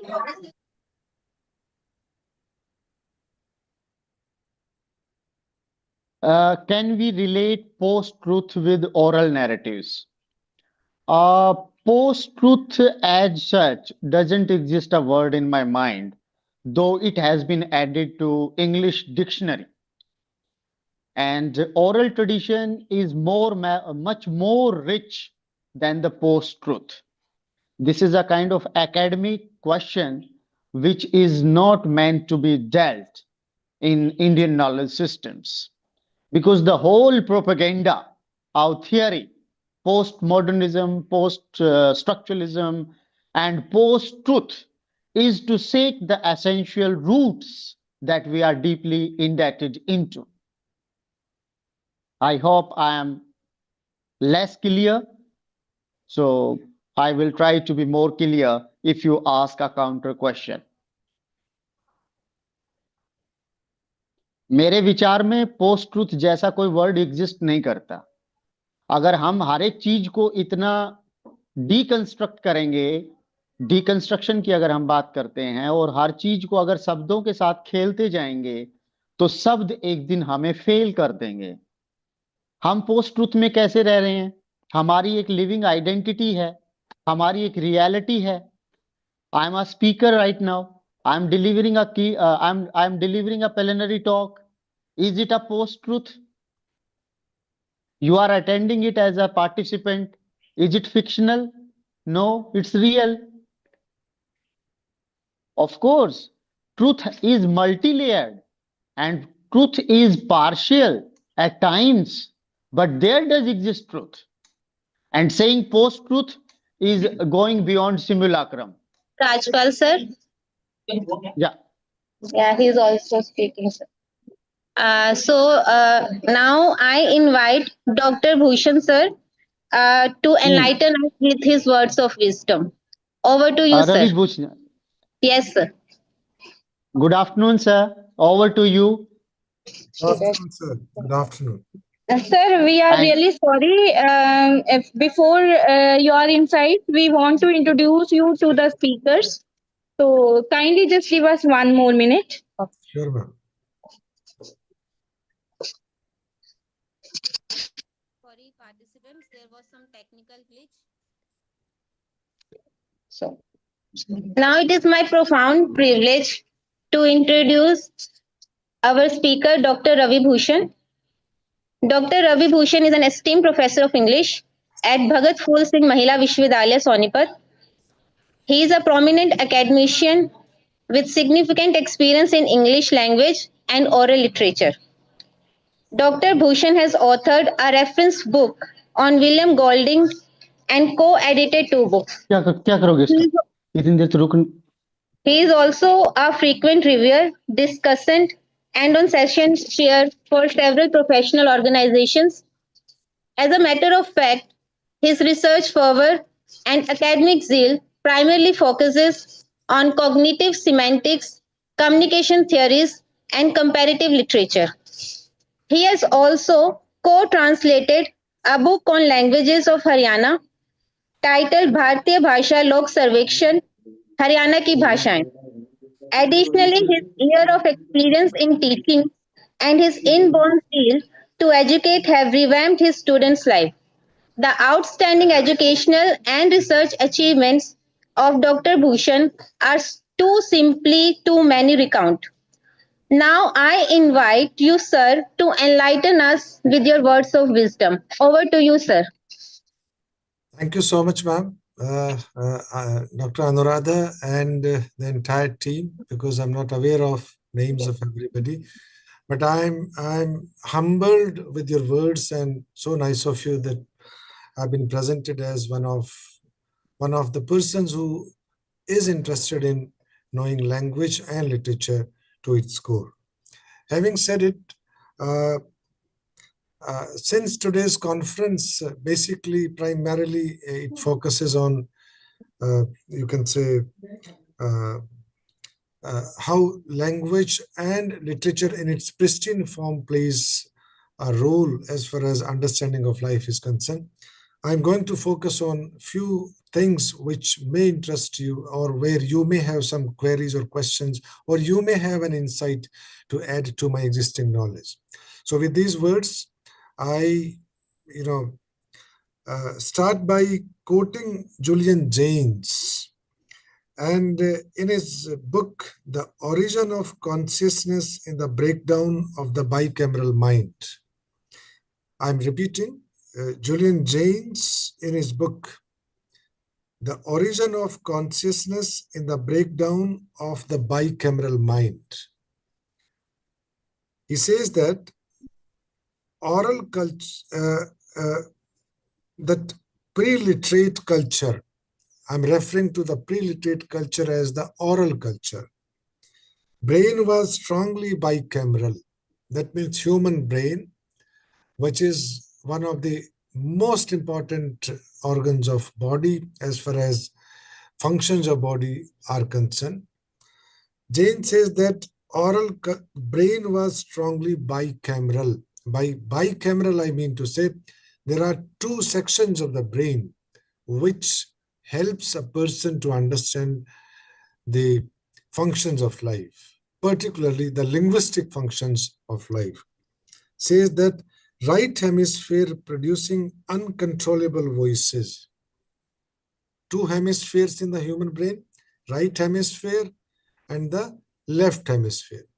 Right hemisphere produces uncontrollable voices, single quote, attributed to the gods. That means the right hemisphere produces certain voices which are attributed, which are taken or withdrawn from gods.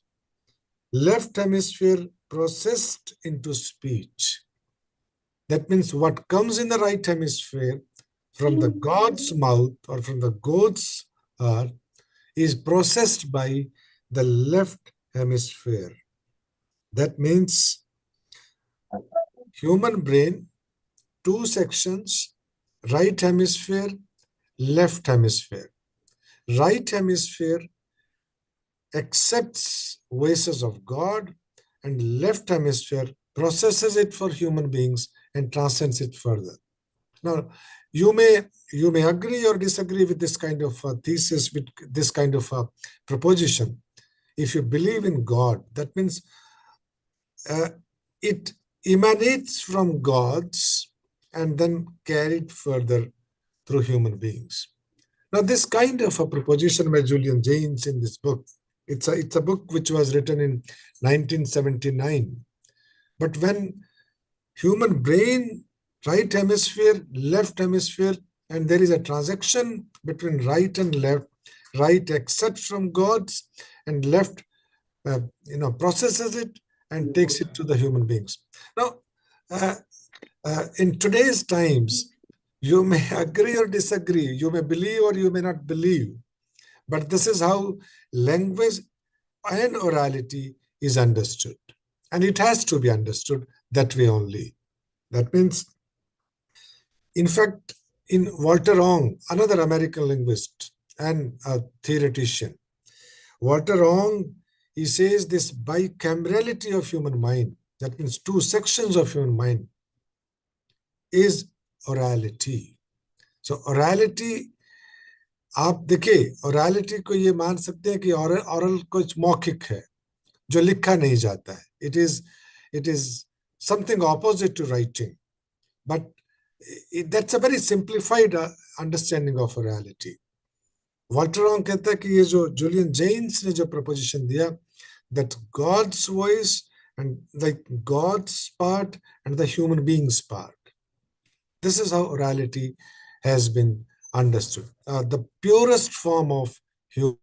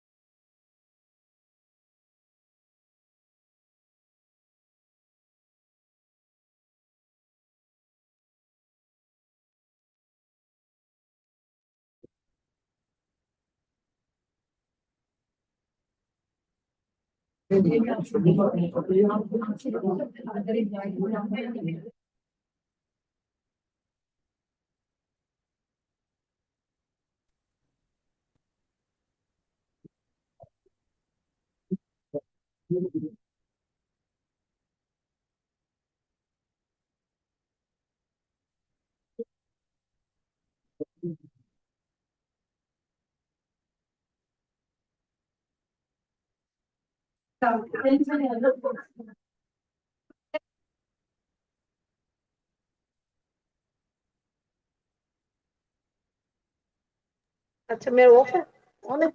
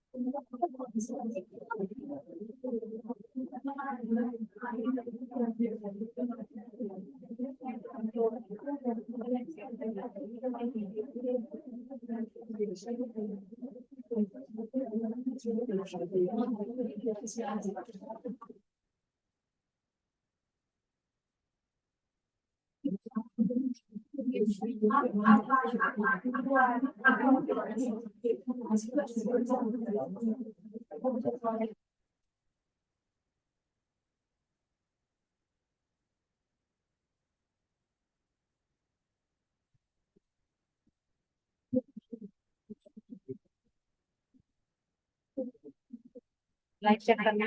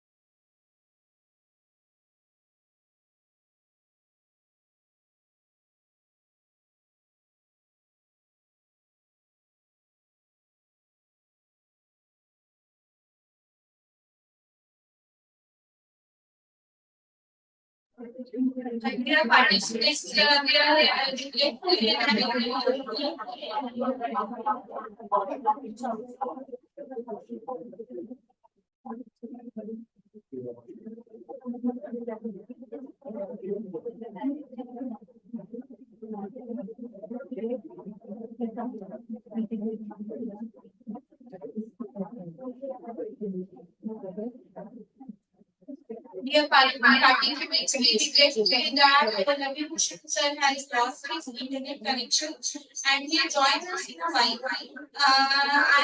In hybrid mode, some of technical glitches are always there, and that is beyond our reach. So now our worthy chief guest, Srimati Veena Agarwal ma'am, she is with us, and we are deeply honored, ma'am, to extend a warm and heartfelt welcome. She is an eminent mathematician, lecturer. She retired in 2005, and after an illustrious career in education, her journey after retirement has been especially inspiring. She has devoted herself to the study of astrology, music, Sanskrit, and reflecting her passion for lifelong learning and holistic knowledge. She is a proud daughter of Ambala. She has also embraced social responsibility with remarkable dedication by adopting the village of Haritwa, as ma'am has also asked me that she belongs to Haritwa, where she continues to contribute to various welfare initiatives touching countless lives with her compassion and commitment. It is our proud privilege, ma'am, to have you here with us. She is an academician, and we have requested her that, ma'am, we are going to organize a national seminar on Aboriginal studies, that is narrative literature, and she has given her kind consent to join us. And ma'am, we are really thankful that you are here, and I welcome you on the dais for your blessings, for your insightful words.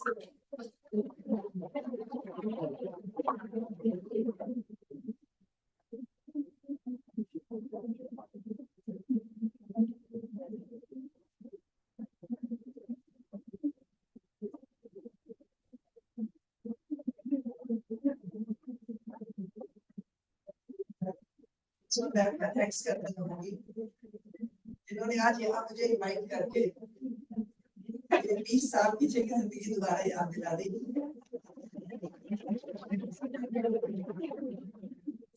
College में आके बहुत अच्छा लग रहा है, अपना पुराना time याद आ रहा है। मैंने अभी बताया कि मैं मैथमेटिक्स की लेक्चरर रही हूँ, 35 इयर्स मैंने जॉब की है, तो प्लीज थोड़ा सा आपको फोन छोड़ के, क्योंकि मैथमेटिक्स को कुछ कंसंट्रेशन चाहिए, सबकी कंसंट्रेशन मेरी तरफ को जनरल बोलूंगी बस, ज्यादा नहीं, 2 मिनट।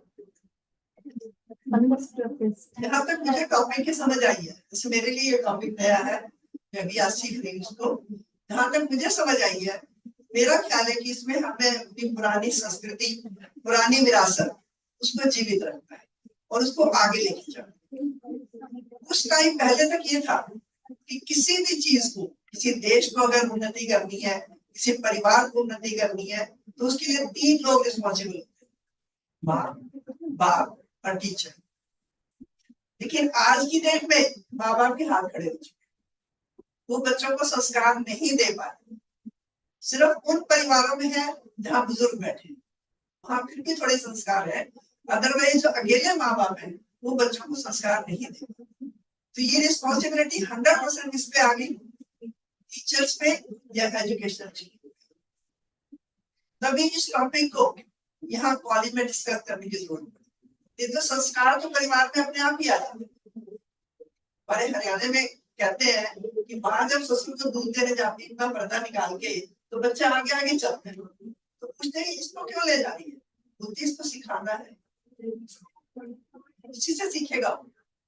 पर आज कुछ घरों में नहीं है, इसलिए ये हमें यहाँ सिखाना। तो इसके लिए हमें कोशिश करनी है, क्योंकि कोई भी सभ्यता, कोई भी धर्म, अब सनातन धर्म आज तक जिंदा है। जितने भी छोटे छोटे सेक्ट्स बनते हैं वो थोड़े दिन बाद लुप्त हो जाते हैं। क्योंकि सनातन धर्म ने अपनी संस्कृति, अपनी विरासत को आगे चलाया।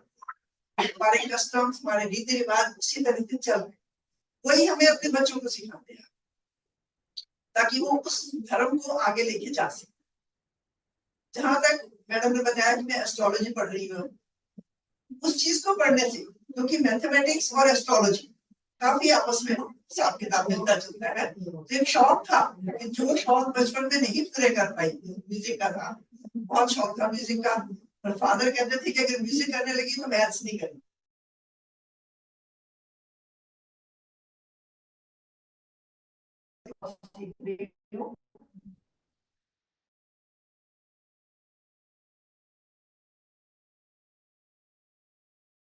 पुराने ऋषि मुनियों ने उन चीजों के साथ जोड़ दी। जैसे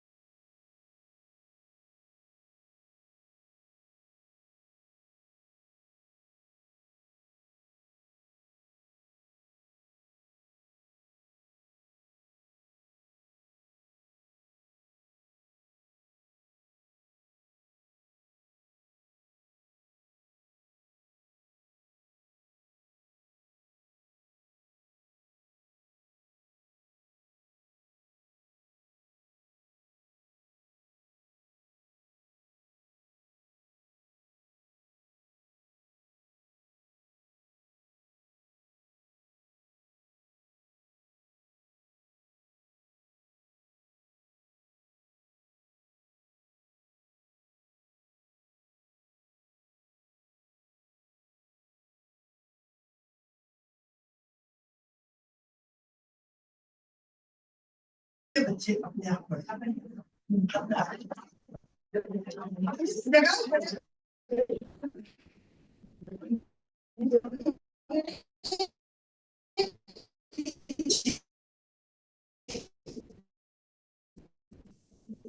किसी भी फील्ड में आप जहाँ भी खड़े, बड़ी लिमिटेड से सैलरी, हमने बहुत अच्छी जिंदगी गुजारी है।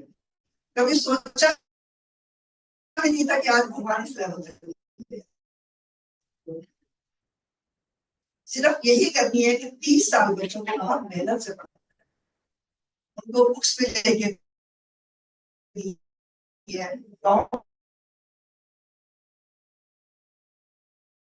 अच्छे थे, ट्यूशन भी पढ़ाते थे, उनको अलग अपने घर के कमरे से शुरू की। आज की डेट में 18,000 लगभग 18 कंट्रीज में हमारे 18,000 ही मेरे बच्चों की तरह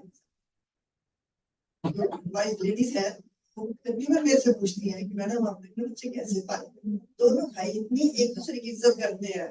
मैंने कहा बेटा उसके लिए खुद थोड़ा सा क्या करूं। मैं आज तक अपने हस्बैंड से कभी मैंने कोई मतलब वो नहीं किया, चाहे वो गलत है चाहे ठीक। तो मेरे बच्चों को पता ही नहीं कि बहस क्या चीज है, जो बड़े भाई ने कह दिया छोटे ने जैसे।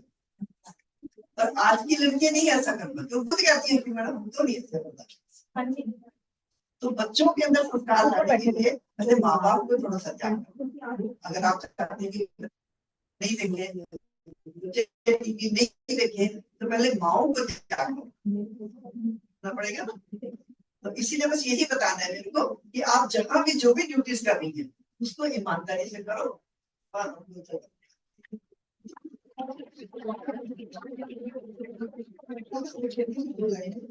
बच्चों की तरफ से, क्योंकि मेरे बच्चे कभी भी मेरी बात नहीं गिराते। मैं कोई सूरज नहीं, मैं कोई सूरज नहीं जो दिन ढल जाऊंगा, मैं कोई सूरज नहीं जो दिन ढले ढल जाऊंगा, एक छोटा सा दिया हूँ जब जलाओगे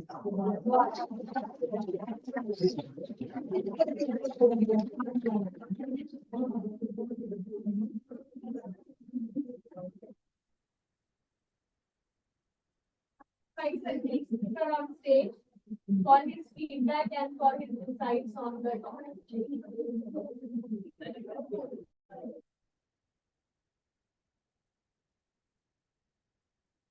assistant professor MDSD college Narayangarh में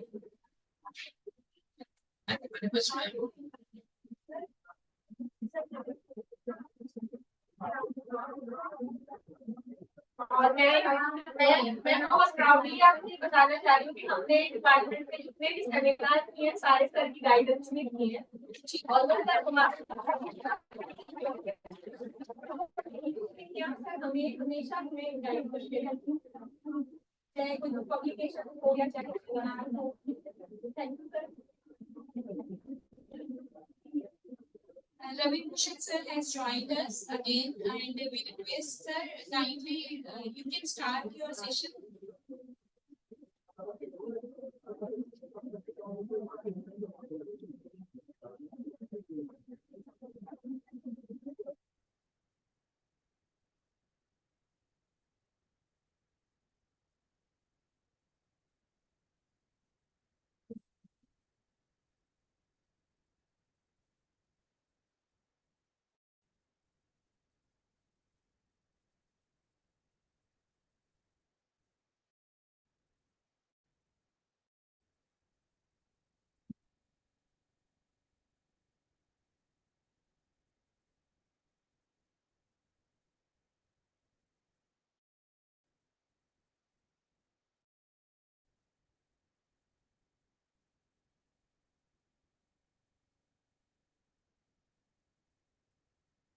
Ravi Bhushan sir, are you listening me?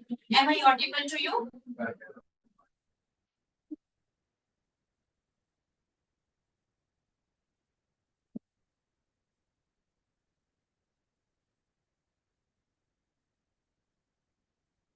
Audible to you, sir?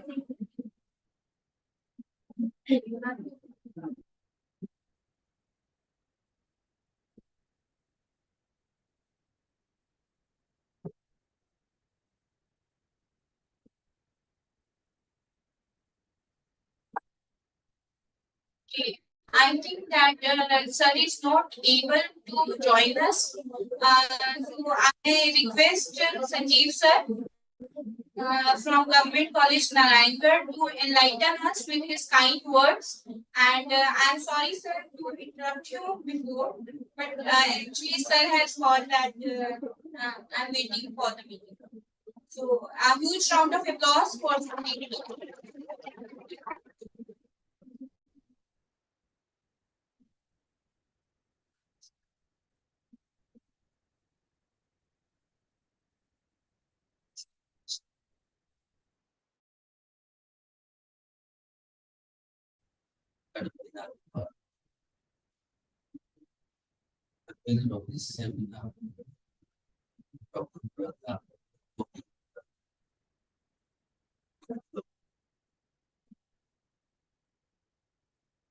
The members of the staff associated with this seminar and dear students. It is perhaps after more 30 years that I visited this place. My first visit to this scholar was perhaps in 2005-6, and that was in a seminar. My second visit was a friendly visit, but this visit was special to this seminar. And when I came to the college, I found a sea change in it, in the infrastructure, in the strength of the teachers and students. The credit goes to the chair of the college, Madam Seema Singh, and for Madam Seema Singh, other principals associated with this college. I really find it gracious to talk about the management of the college, who work very hard and pave the way to a huge success for this college. It's a pleasure as well as a surprise for me to see the college in its vastness, all the aspects of a fine college. Thank you very much for inviting me here. So far as this seminar is concerned, Dr. Ambala has spoken a lot about the politics. Lecture by Dr. Rajpal from Indragarh, who also spoke for this seminar. Madam Tiwal has spoken.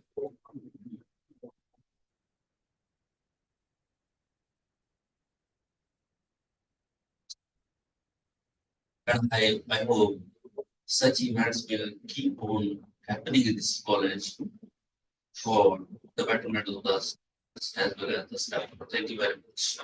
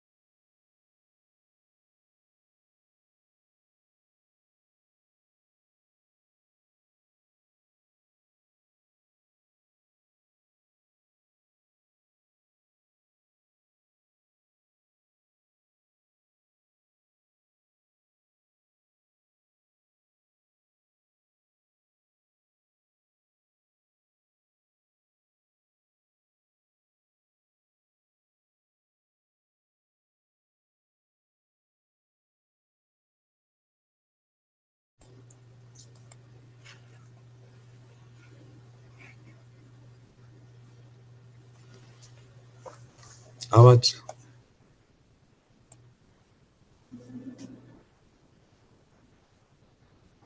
Am I audible?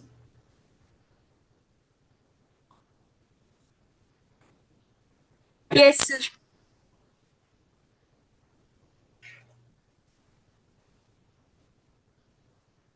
Yes, sir, you are audible.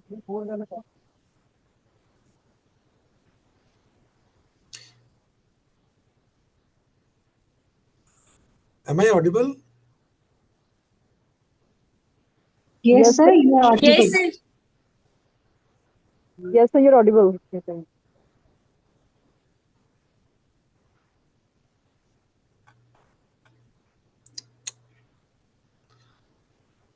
How much?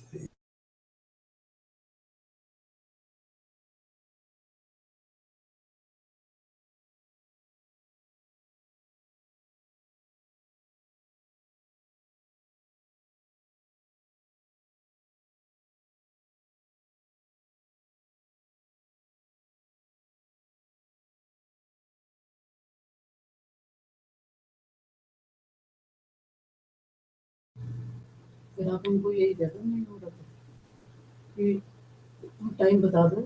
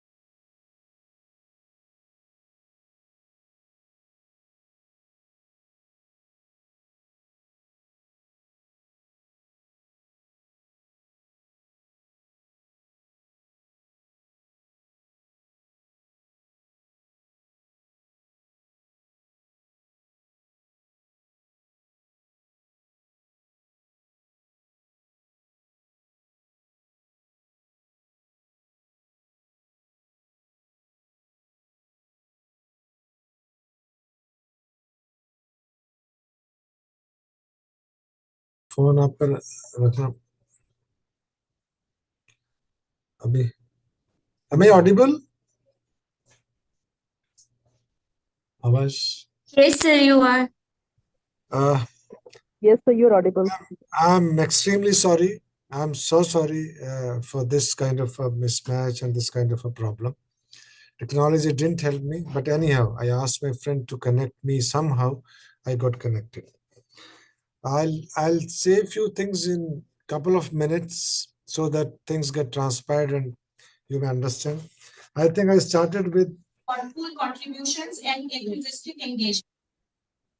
yeah. I think I started with a book named The Might Origin be of busy in some other has been recorded and it will go to them as well.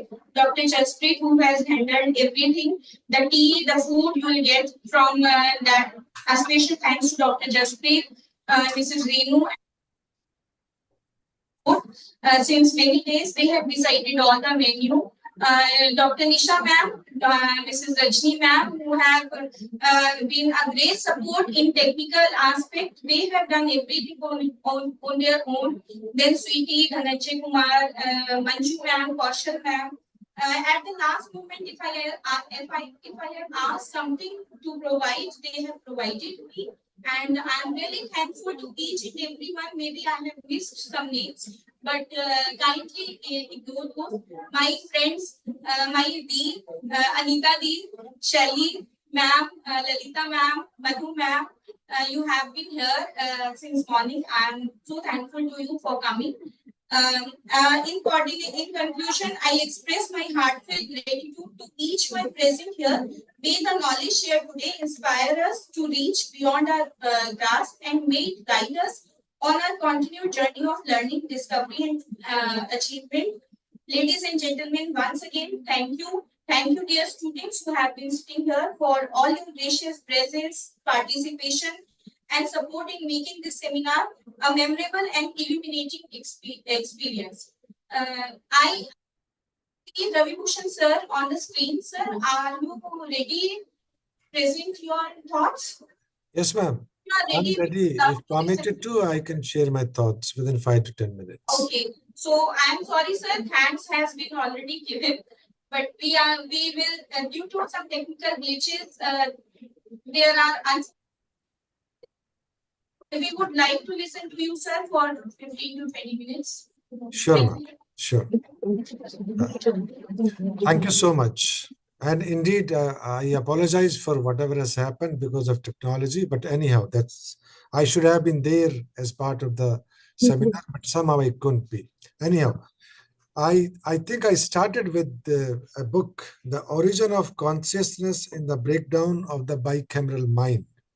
What I was trying to say that that writing and orality, these are the two norms which we practice, and gradually writing has taken over orality, but orality remains to be the fundamental and the most important aspect of human expression.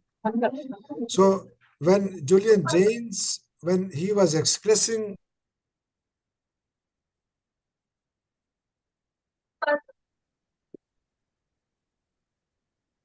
mind, that means human mind was presumed to be bicameral. Bicameral in the sense the right hemisphere, the first half of the brain was considered to be receiving messages directly from God.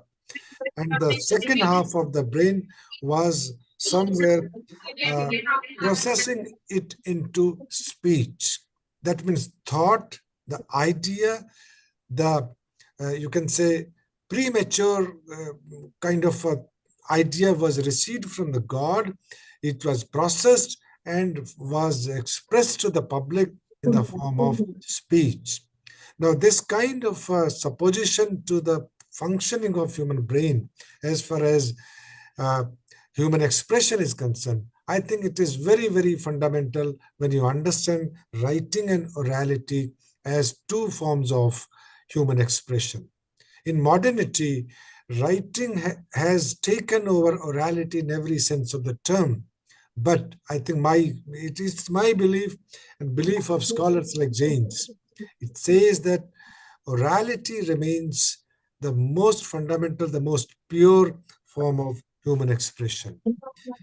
Walter Ong, who is an American linguist, he has also somewhere said that bicamerality of human mind is the source of orality. That means he says that orality remains to be the most fundamental, the most pure form of human expression and human thought.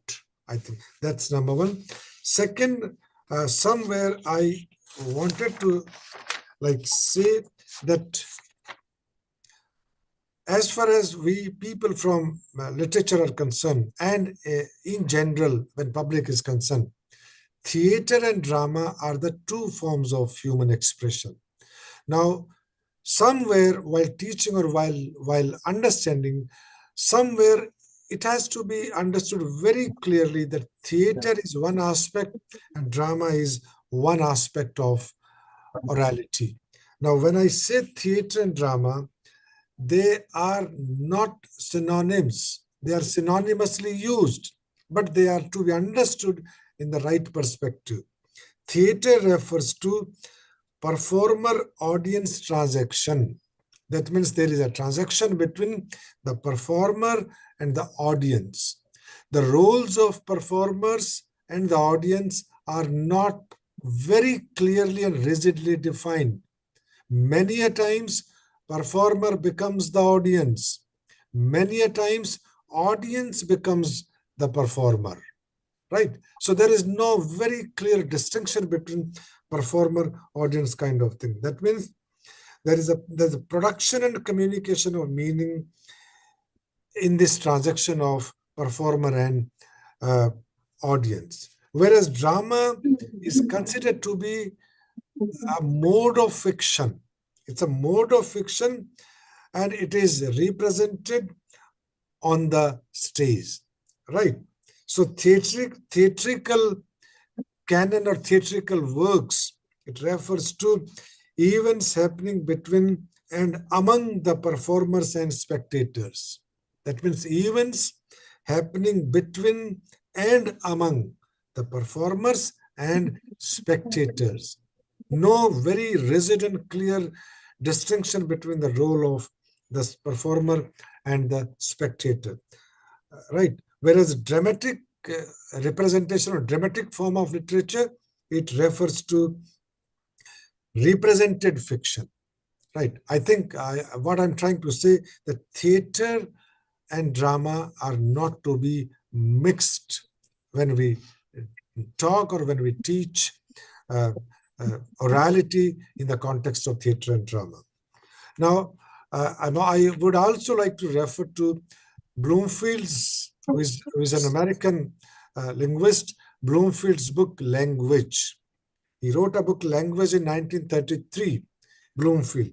In this book, he says, I'm quoting him, because of our familiarity with language, we rarely observe it and take it for granted, like breathing and walking. So language has not to be taken for granted like breathing and walking. It has to be understood in the right perspective, right?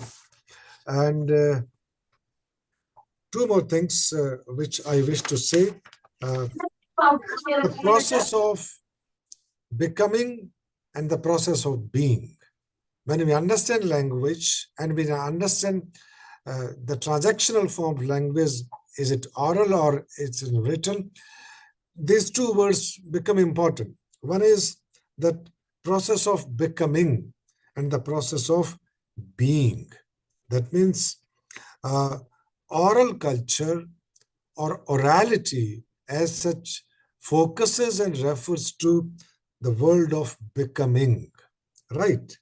Because it's not about being as such, but the process of becoming.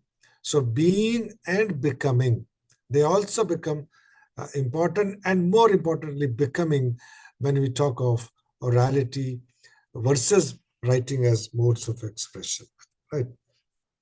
So Anand Kumaraswamy, another famous, I may call him linguist as well as a thinker. Anand Kumaraswamy, in his article, The Bugbear of Literacy, The Bugbear of Literacy. In this article, Kumaraswamy, he says that functional literacy cannot be considered sole criteria for evaluating the human potential. That means functional literacy. This cannot be the sole and the only criteria to assess human potential. It is much more than that, right?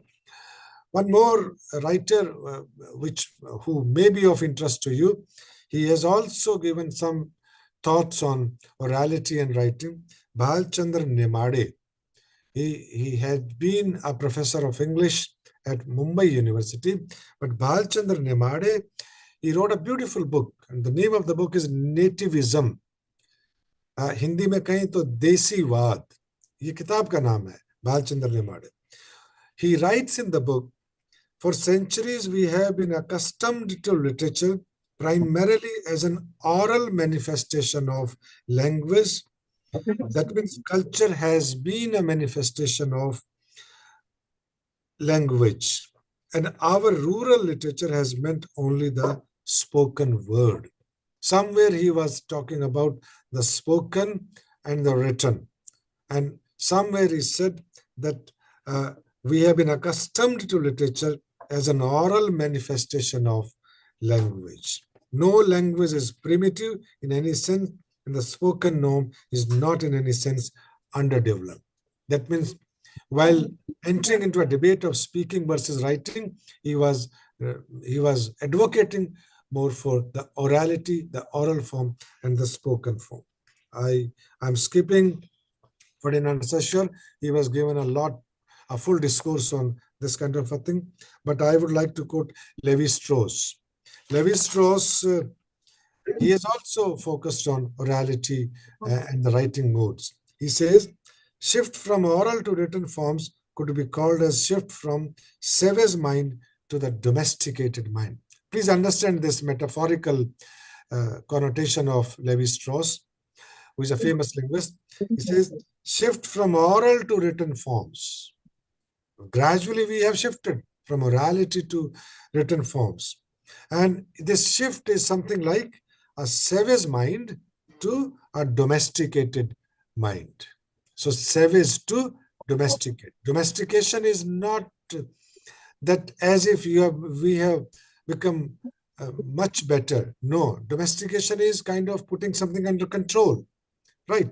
So savage to domestication. This kind of a theory Levi-Strauss has propounded for orality and writing.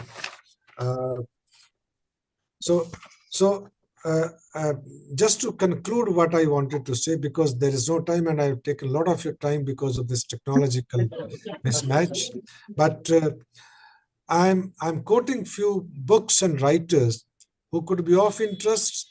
Either you may read them or maybe the institution may prescribe them, but I think that would give a very clear picture of orality and writing and orality per se. Like Andal, for example, 8th century thinker, and Alvars of 6th and 9th centuries of Tamil Nadu, right? If you refer to Sangam literature and even literature, Tamil literature, I think Andal and Alvars, they could be of help.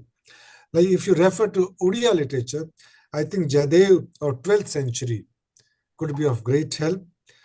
If you refer to Kashmiri literature, then Laleshwari or Lalded could be of immense help. Like if you refer to Gujarati literature, I think Narsi Mehta of great value. If you refer to Assamese literature, Shrimant Shankradev of great value. Guru Nanak of Punjab, Mirabai of Rajasthan. I think they are some of the most, I should call them most progressive thinkers on thought and knowledge expressed through orality. I think that would give a clear picture of what orality is. Since there is no time, but if there are questions or there is a point for discussion as far as orality is concerned, I think I'll be more than happy to entertain and involve myself into this kind of a discussion. Thank you so much. So sorry for the technical glitch.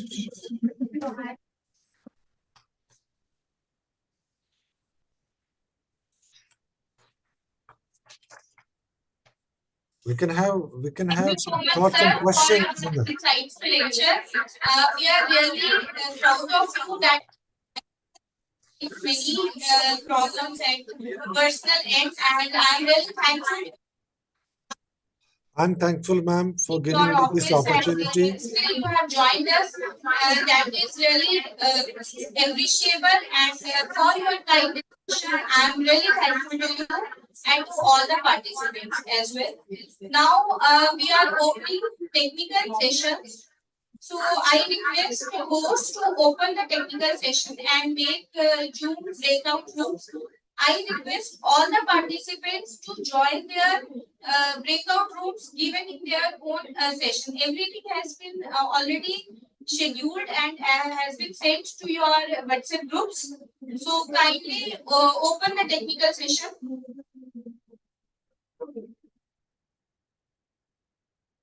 It will take 2 to 3 minutes, and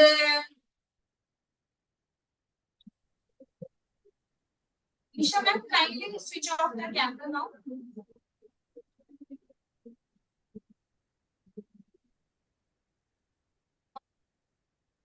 Thank you.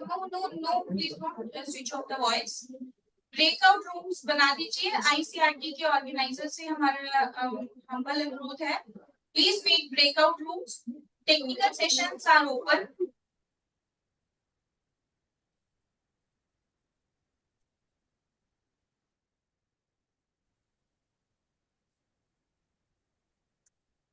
you have to go to your breakout rooms after you can leave the meeting. Your attendance has been already recorded, and thank you so much all the participants for being with us. I wish you the best presentation. Wish you all the best to all of you for your presentation.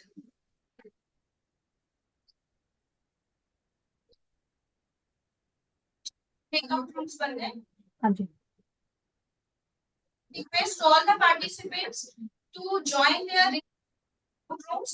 कभी कभी ऐसा होता है कि हम किसी और के ब्रेकआउट रूम में चले जाते हैं. आप don't worry. You request to the session chair. He'll take your presentation and mark you present. We can start. Meanwhile, we can start the offline presentation. I am switching off mic as well, and we are writing in the messages in the groups to join your breakout rooms.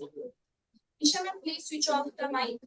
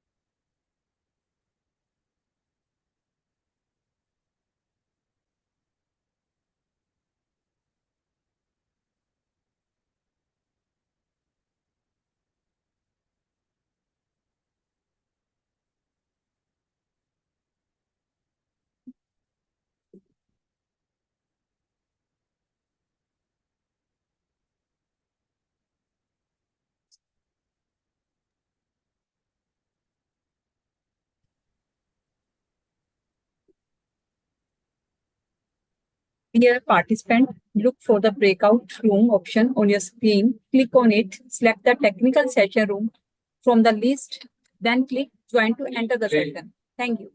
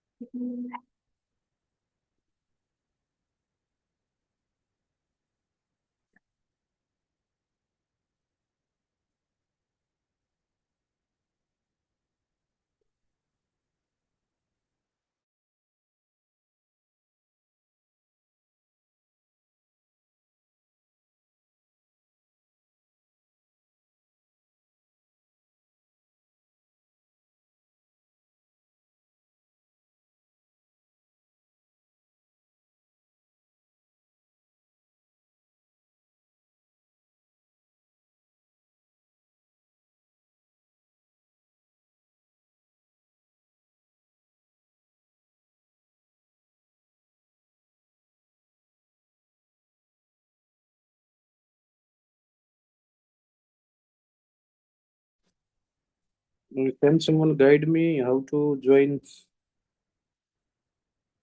technical sessions?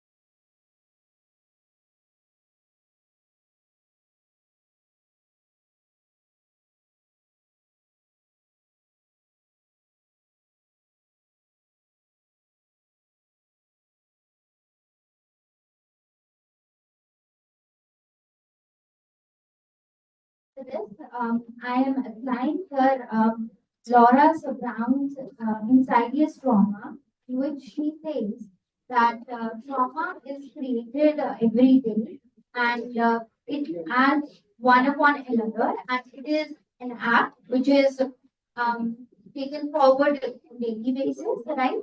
As let's compare it in Indian culture, sometimes this happens that we all are being a women, we all are working, and at the same time, we are having some personal life also, which we have to resolve, right?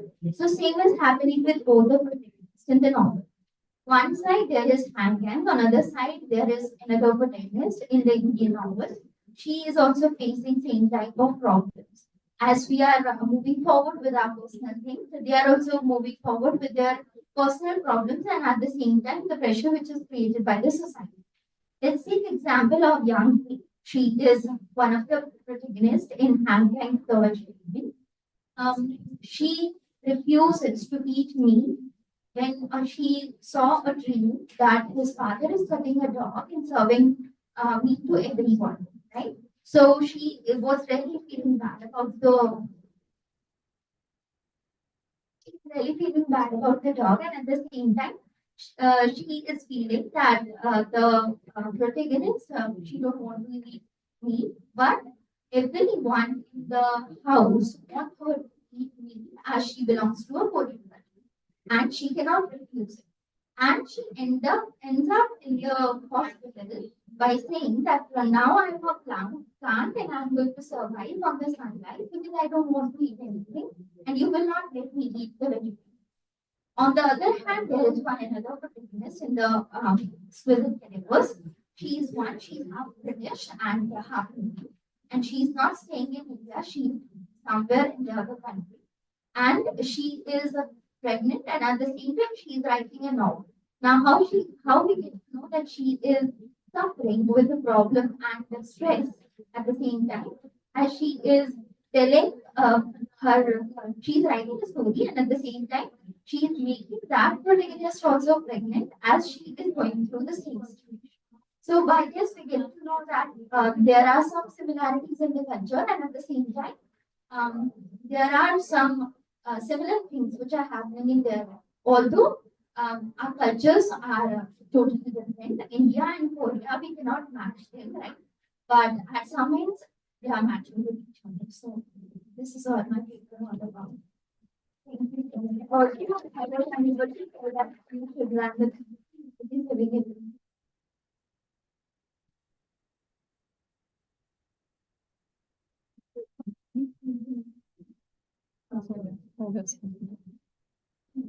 Any questions?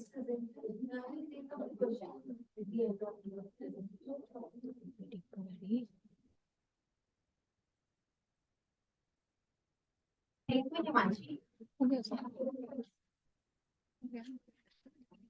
Next, we are with us, Preeti, Assistant Professor, Department of English, Lord Krishna College, and her title of paper presentation is Eco-Critical Readings of Aboriginal Literature.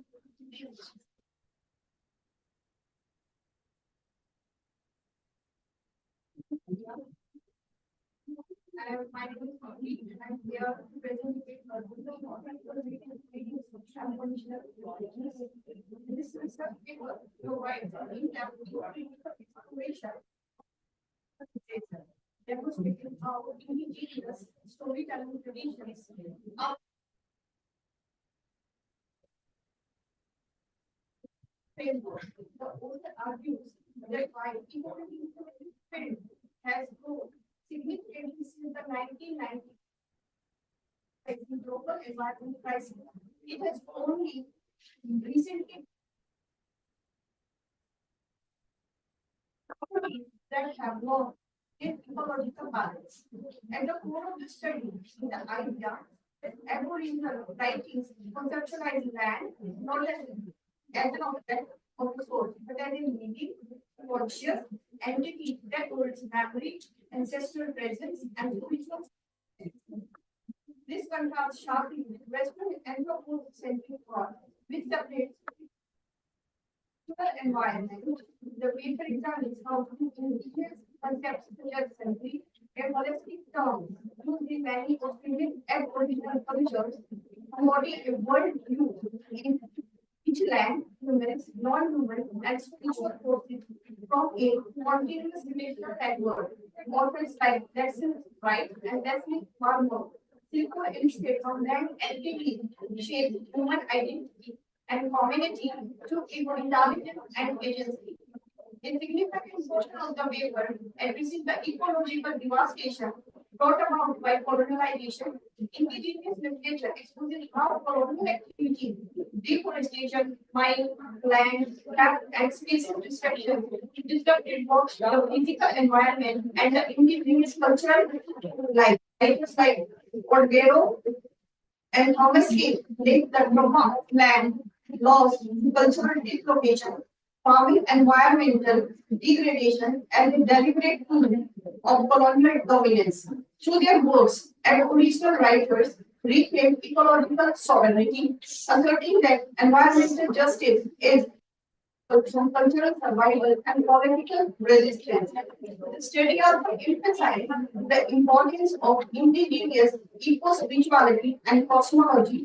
Aboriginal literature frequently portrays the world as governed by spiritual beings, ancestral animals, and natural forces, all living in a moral and ecological order. These cosmological frameworks teach values such as reciprocity, humanity, and respect for life. Principles increasingly recognized as responding to global environmental crisis. Gender emerges as another vital feminist perspectives reveal how colonialism simultaneously from human and the environment. Stewardship, Aboriginal and First Nations women writers, women actors, carriers of ecological knowledge and protectors of land-based practices, emphasizing the link between environmental health and gender justice. Overall, the paper argues the eco-critical readings of Aboriginal literature reveal deep ecological philosophy rooted in rationality, cultural memory, and interdependence, as environmental but by the ecological knowledge and beauty and possibilities becomes increasingly vital by thanking indigenous perspectives, the research found for a more inclusive environmental medicine capable of addressing the moral, cultural, and ecological dimensions of the present data.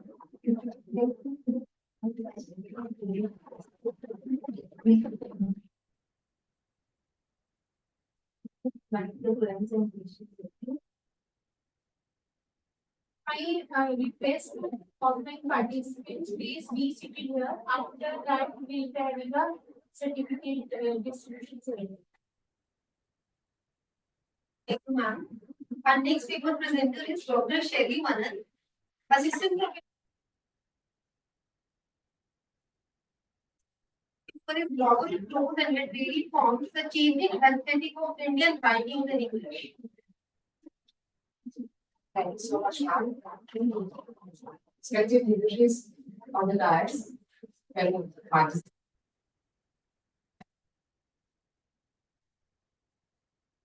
The paper is Global Flows and Literary Forms, Changing Aesthetics of Indian Writing. This paper illustrates the multi-layered impact of globalization of Indian writing, traces its evolution from colonial medium of national expression towards the transnational field of creative negotiation. Globalization marked by intensifying cultural exchange and economic utilization after especially 1991 has redefined both production and the aesthetics of Indian writing in English. The study explores how contemporary Indian authors, namely Rushdie, Salman Rushdie, Anubi Roy, Arvinda Adiga, Jhumpa Lahiri, Kiran Desai find the tension between local identity and global circulation. It investigates systematic transformations, including diaspora, urbanization, ecological consciousness, alongside linguistic and formal innovations like hybridity, code switching, and digital plurality. By situating Indian literature within the global literary market space, the paper investigates the role of transnational publishing also. Literary prizes, digital platforms in shaping the authorship and the leadership alike. Drawing on post-colonial cultural globalization theories, the study argues that the global flows function as powering limited force, expanding the reach of Indian voices while modifying cultural influences also at the same time. Ultimately, Indian English literature emerges as a dynamic site of negotiation where the global and the local, the cosmopolitan and the vernacular continually intersect with far from denoting the authenticity. Globalization stimulates linguistic experimentation and thematic plurality, transforming Indian writing in English into a vibrant reflection of global modernity and post-colonial resilience.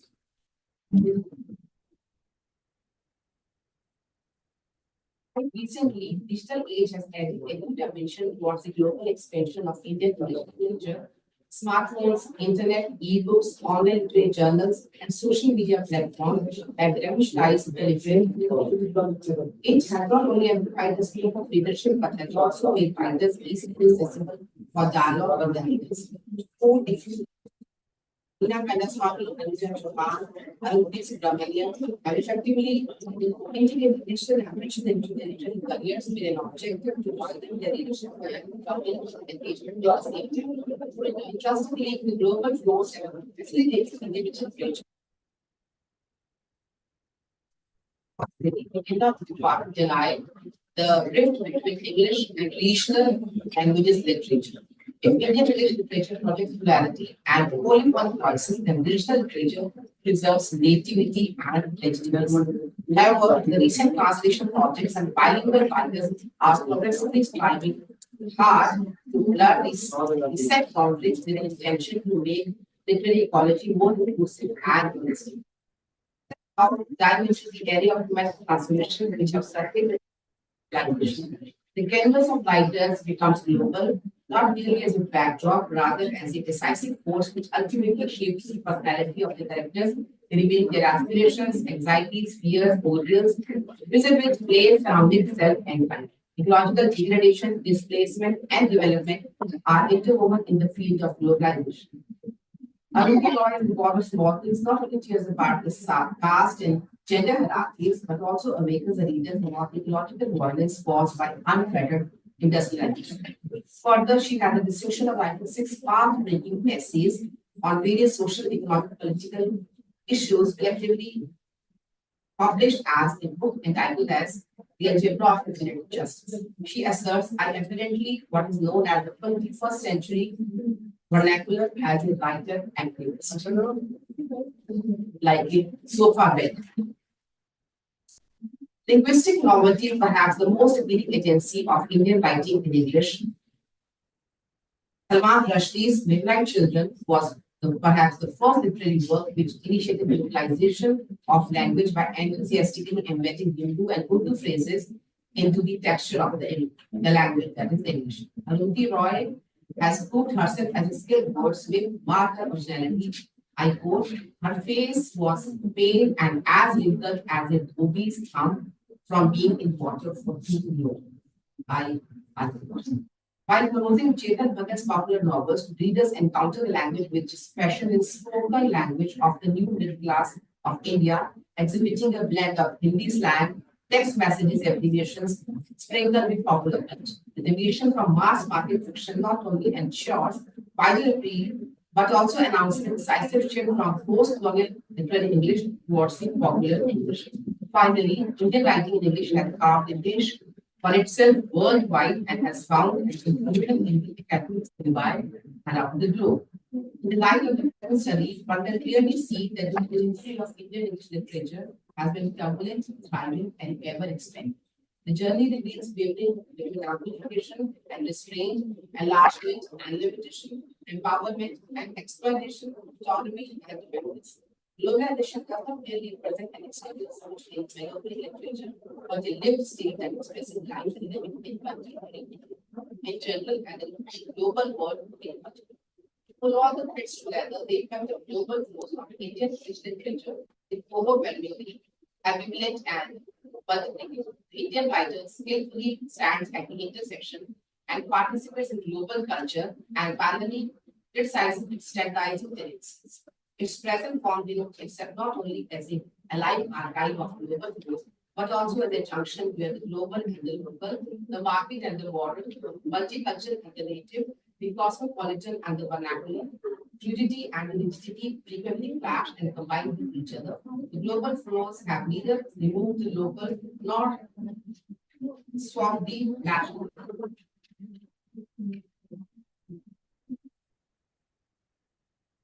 Instead, it has produced a layered, fluid, realistic game where many more areas coexist, each negotiating its space within the contemporary world. Thank you so much.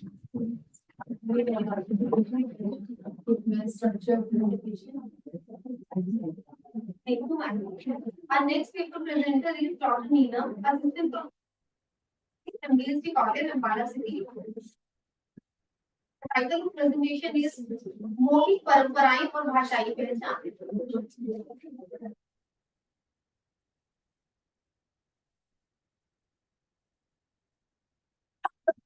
सबसे पहले मंचासीन सभी वरिष्ठ मेरा नाम और लोग मेरा आज पेपर का टाइटल है मौखिक परंपरा और भाषाई पहचान।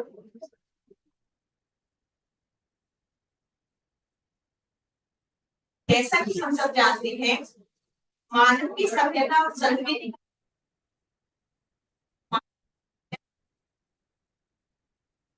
परंपरा से मौखिक परंपरा, मुंह से बोले जाने वाली परंपरा। बहुत सारी ऐसी बातें होती हैं जो शिलालेखों अभिलेखों में लिखी नहीं जाती, और हमें करना क्या होता है, हमें अपनी पीढ़ी दर पीढ़ी को आगे से आगे अपनी परंपराओं को, हमारे अंदर जो संस्कार है, जो सांस्कृतिक धरोहर है, पर्व है, त्योहार है या किसी तरह के संस्कार है, वो हमें अपनी पीढ़ी तक पहुंचाने होती है। यही मौखिक परंपरा है। अब बात आती है भाषा। भाषा हर व्यक्ति की अपनी भाषा होती है। संस्कृत हो, हिंदी हो, अंग्रेजी हो, पंजाबी हो, या मैं कहूँ पशुओं, पक्षियों या जानवरों की भाषा। लेकिन हम इंसान हैं, हमें इस परंपरा को अपने अंदर जिंदा रखना पड़ता है। अर्थ में तो अगर मैं इसके लगाऊं, सांस्कृतिक धरोहर को आप लिख कर भी करते हैं।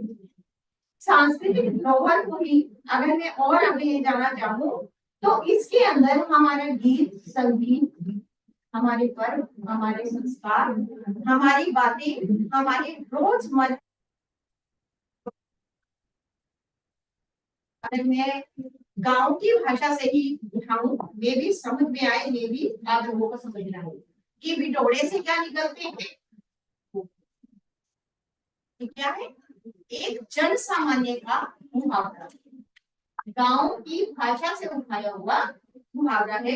मैडम, मैं भी खरीदवा से बिलोंग करती हूँ, मुझे बड़ा अच्छा लगा आपको बोलते हुए, पर बड़ी मैं आपको थोड़ी है कि आपके सामने मुझे बोलने का मौका मिला। कहते हैं कि बिटोड़े से तो गोड़ में भी निकलेंगे, मुहावरा है। इसी तरह कहते हैं नाचना जाने हमें मिला,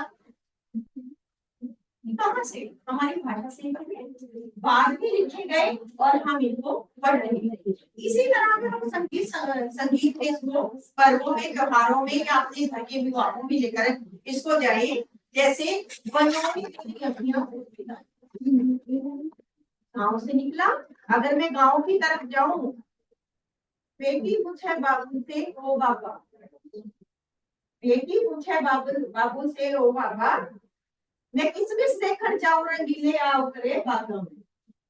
अपने बाबा जी से पूछती है कि मुझे मेरे पति को देखने जाना है, जिससे मेरा रिश्ता तय किया, किसमिस इस तरीके से उससे मिलने के लिए जाओ। फिर बाबा जी उसको क्या कहते हैं, यानी उसकी दादा थी, हाथ चुनरिया ले लाडो, हाथ डलिया ले फूलों की ले लाडो, तुम किसमिस देखकर जाओ रंगीले आओ करे बाबू। जैसे गांव में क्या करते हैं, हमारे जब विवाह होता है, बारात को क्या किया जाता है, बाहर पाया जाता है। ये हमारी परंपरा की मैं बात कर रही हूँ, और भाषा के माध्यम से भी मैडम, हमारे गीतों के माध्यम से, पर्वों के माध्यम से त्योहारों के माध्यम से भी भाषा आगे बढ़ती है और वो किसका रूप लेकर हमारे सामने आती है और भाषा का रूप लेकर हमारे सामने आती है। तो इसके माध्यम से, पर्वों के माध्यम से, सांस्कृतिक एकता भी हमें प्रस्तुत करती है और वही हमारा सबसे बड़ा भाषाई परंपरा होती है। बोल तो बहुत हो सकती हो और भाषाई पहचान भी होनी चाहिए। आप जिस भाषा में बात कर रहे हैं, जिस भाषा का आपको ज्ञान है, तो आपकी भाषाई पहचान होनी चाहिए। आप किसी भी क्षेत्र से आते हो, किसी भी गांव से आते हो या देश से आते हो, आपको अपनी भाषा के माध्यम से अपनी बात को रखना चाहिए। Thank you. Thank you, ma'am. Now I invite our session chair, Dr. Himanana ma'am, for her concluding remarks.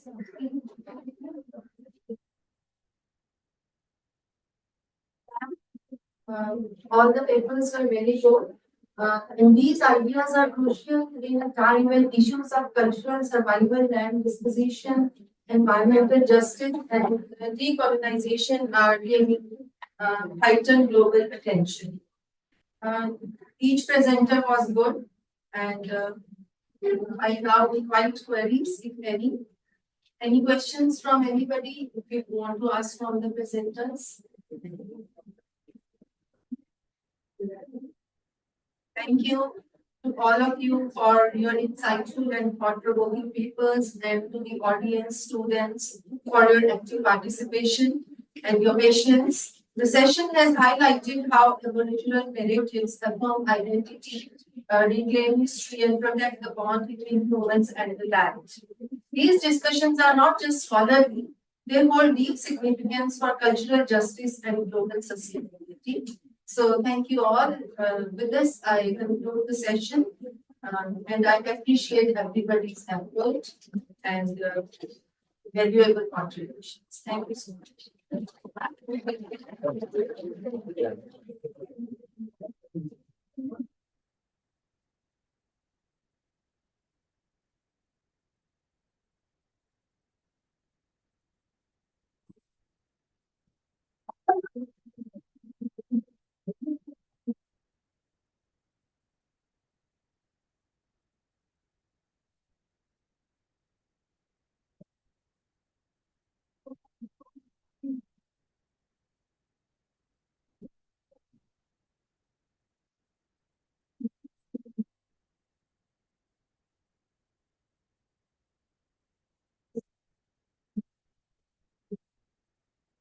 Thank you.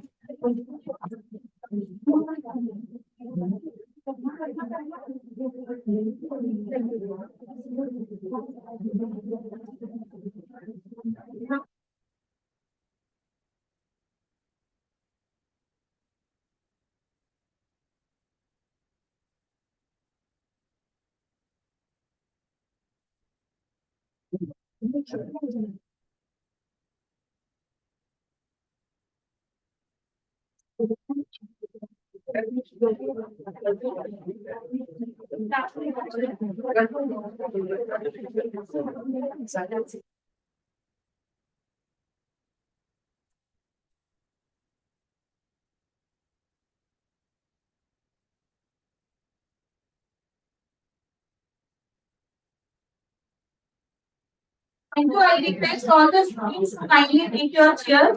And sir, yes, that we are having our president, sir, Arvind Agrawalji with us, and Anit Pindal, sir, treasurer of our college managing committee. Sir, we are very grateful to you, and we are about to end the seminar. So I would like to present a brief report of our seminar in front of you. The one day national seminar was organized on hybrid mode. It was approved by the Department of Higher Education, Haryana. It was successfully organized at M.D.S.D College, Ambala City by the Department of English on November 20th, 2025 under the chairmanship of Dr. Seema Singhal. The theme of the seminar was Aboriginal Studies, Narratives and Discourse of Culture, Land and Knowledge. The seminar commenced with Lightning and Saraswati Vandana. The college principal and patron, Dr. Seema Singhal, formally welcome all the guests and participants. Convener Dr. Anuradha has highlighted the theme of the seminar and introduced the chief guest, Dr. Virender Pal, Registrar Kurukshetra University, Kurukshetra, Veena Agarwal ma'am, and Dharampal Agarwal sir, and guest of honor Mehak Agarwal, guest of honor Mr. Sanjeev Kumar, session chair Dr. Seema Rana and Dr. Rajesh Chauhan. Chief speaker was Dr. Virender Pal, who delivered an insightful address on tribal culture and contemporary issues related to indigenous communities. Special guest Advocate Mehak Agarwal discussed the legal dimensions associated with the seminar theme. Dr. Rajpal, who has joined us online, delivered a special lecture on the Indian knowledge system, while Mrs. Veena Agarwal, chief guest of the seminar, emphasized the significance of valuing one's own culture and heritage. Dr. Sanjeev Kumar shared his views on tribal development. This was followed by a small talk by Dr. Ravi Bhushan on the right brain hemisphere and related scientific concepts. In the subsequent sessions, several distinguished speakers presented their views on significant topics related to indigenous knowledge, culture, and identity. More than 150 participants across the nation enthusiastically took part in the seminar. 156 total we have counted, and from almost 17 to 18 states we have received paper online in online mode, and from almost every nook and corner of Haryana, people have come here and presented their talk. The first technical session was held in the conference hall chaired by Dr. Seema Rana with Dr. Monica Miglani being as moderator. Other technical sessions were conducted through Zoom classroom where participants presented research paper on tribal culture, language, land, traditions, history, and contemporary challenges. In the valedictory session, Professor Ravi Bhushan from BPS Women University, Sonipat, delivered the valedictory address, making the conclusion of the seminar. Seminar convener Dr. Anuradha efficiently coordinated the event along with her co-convener Dr. Monica Dhillo and organizing secretary Dr. Anchal. Has seen active involvement from Karanjit Kaur, Seema Agarwal ma'am, Dr. Ujjwal, Dr. Neelam, Mrs. Renu Sharma, Dr. Kaushal Chauhan, Dr. Manchu, Dr. Jaspreet, Dr. Monica, Mr. Dhananjay, Rajni ma'am. Special thanks to Nisha ma'am for all the coordination, technical coordination, Rajni ma'am as well. Sonia, Jyoti, Sweetie, and if I have forgotten some name, kindly excuse me for that. Colleagues sir also has decorated everything. At the end of the seminar, certificates will be distributed to the participants, and I request Dr. Seema Singhal to present a formal vote of thanks to our recipient sir and Alexander sir after the certificate. Thank you so much. It was a brief report about today's seminar. And now I invite all the dignitaries for certificate ceremony. I invite Shelly ma'am to take her certificate.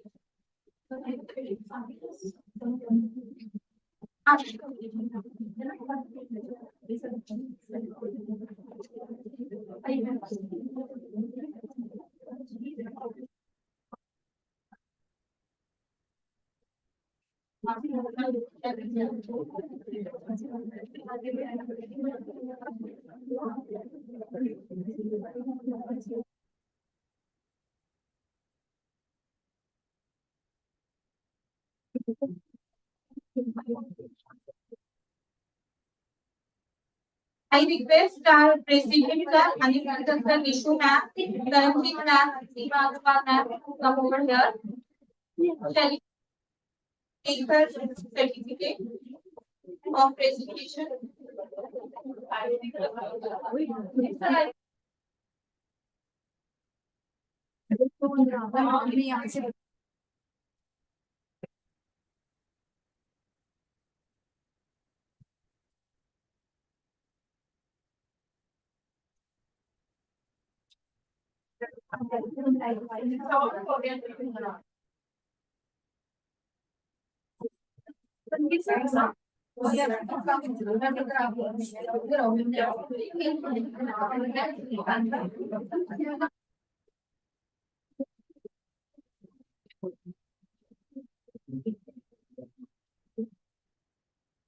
Clapping तो कर सकते हो आप लोग।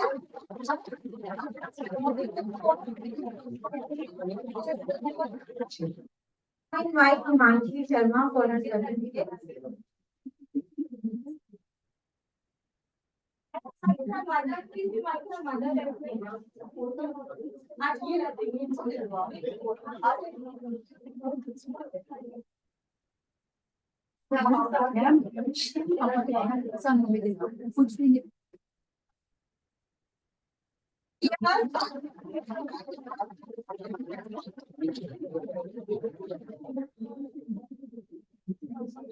Next, we have Preeti ma'am from Lord Krishna College of Education, Haryana.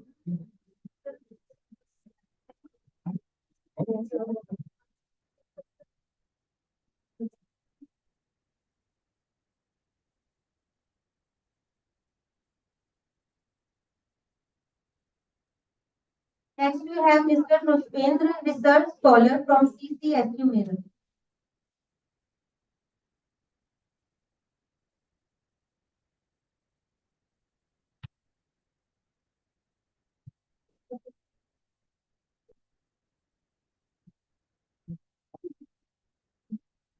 Now we have Dr. Kaushal Chauhan from Art College.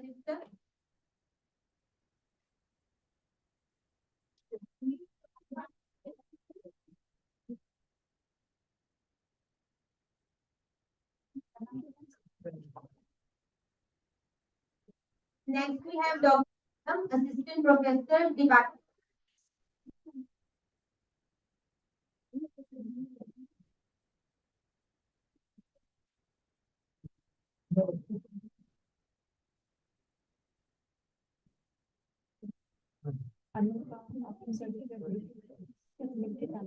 Dr. Ujjwal, Assistant Professor from the Department of Music.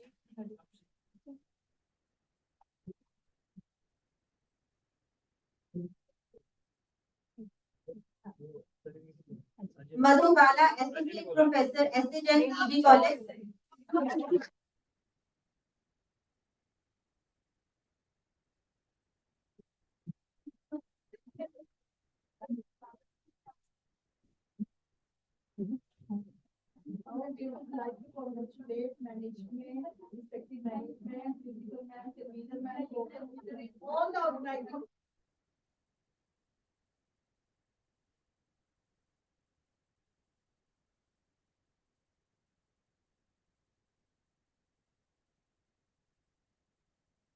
Dr. Manju Tomar, Assistant Professor from Department of Hindi, M.D.S.D College, Ambala City.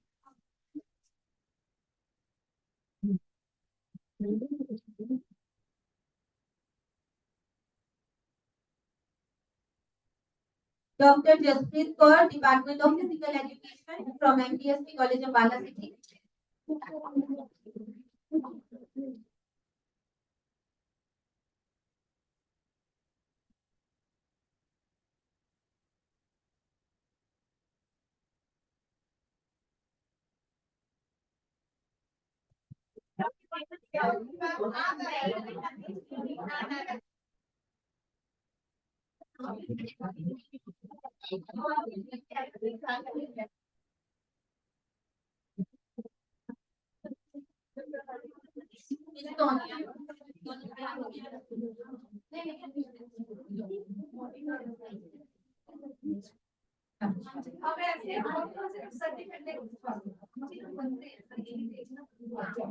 Mrs. Renu Sharma from the Department of Music, M.D.S.D College, Ambala City. A big round of applause, everyone.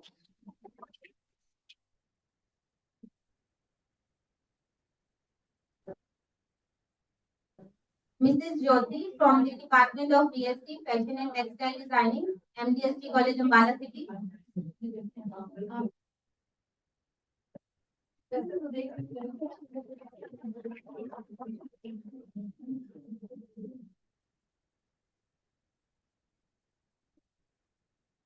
Mrs. Sonia from the Department of DHE, M.D.S.D College, Ambala City.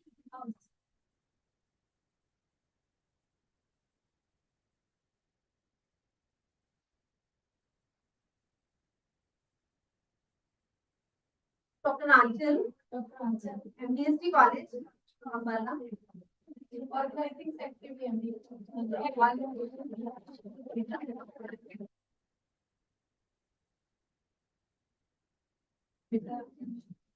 Dr. Monica Dillon, co-convener of the event. Monica,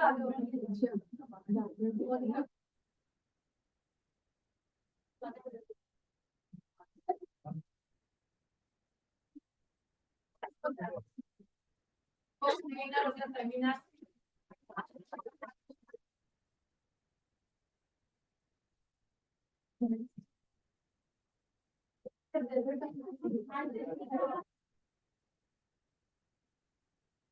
Rana ma'am, chairing the Dr. Prima Rana ma'am, associate professor.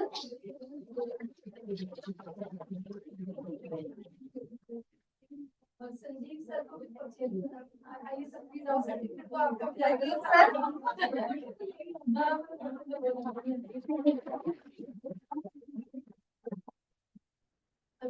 Last Anuradha ma'am रहेंगे और Anuradha ma'am certificate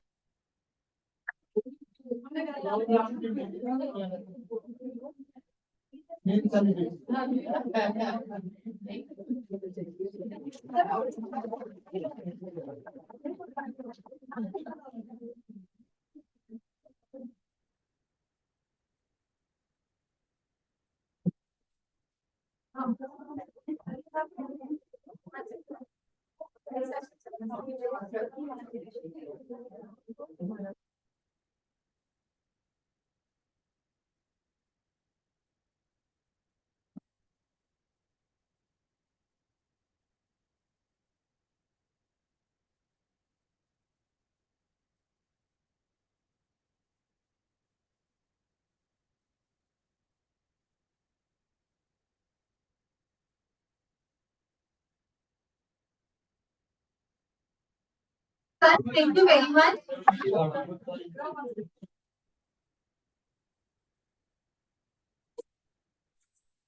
Now I invite, please all the dignitaries take your seats. Please, sir.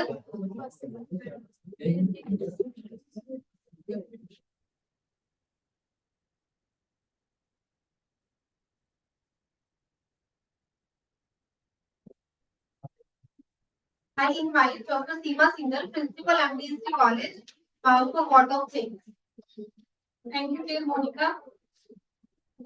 मैं बहुत धन्यवाद करना चाहूंगी आज की chief guest Mrs Veena Agarwal ji का। उन्होंने अपना वैल्यूएबल समय हमें दिया और उनकी जो हमें वैल्यूएबल गाइडेंस मिली है उसको ध्यान में रखते हुए हम आगे चलेंगे। Thank you very much ma'am. Thank you Sanjeev sir, आपकी गाइडेंस सपोर्ट से ही सेमिनार हो पाया, मुझे सब पता है। Thank you very much. Thank you Seema Rani ma'am, Rana ma'am, आपने चेयर किया session. Thank you very much. Thank you Arvind sir, Anil sir, आप लोगों की सपोर्ट एंड गाइडेंस की वजह से ही हम जो भी कॉलेज में कर पा रहे हैं वो उसी वजह से है। आप साथ हैं तो लीडर होकर कोई भी काम कुछ हमारे बस में होता है, कुछ नहीं भी बस में होता तो भी हम सबको कह के करवा लेते हैं। Thank you very much for your support guidance sir. Thank you teacher Raja, Monica, and Anchal for the success of the seminar. We have 150, more than 150 participation, sir. Thank you very much. Thank you, audience. Thank you, all of the fellow colleagues. Thank you, regular staff, non-teaching staff, all the students. Thank you very much.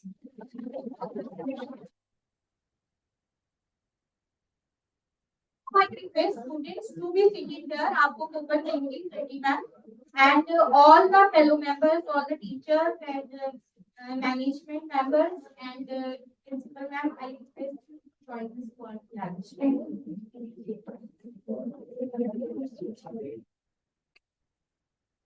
तो बैठे हो क्या?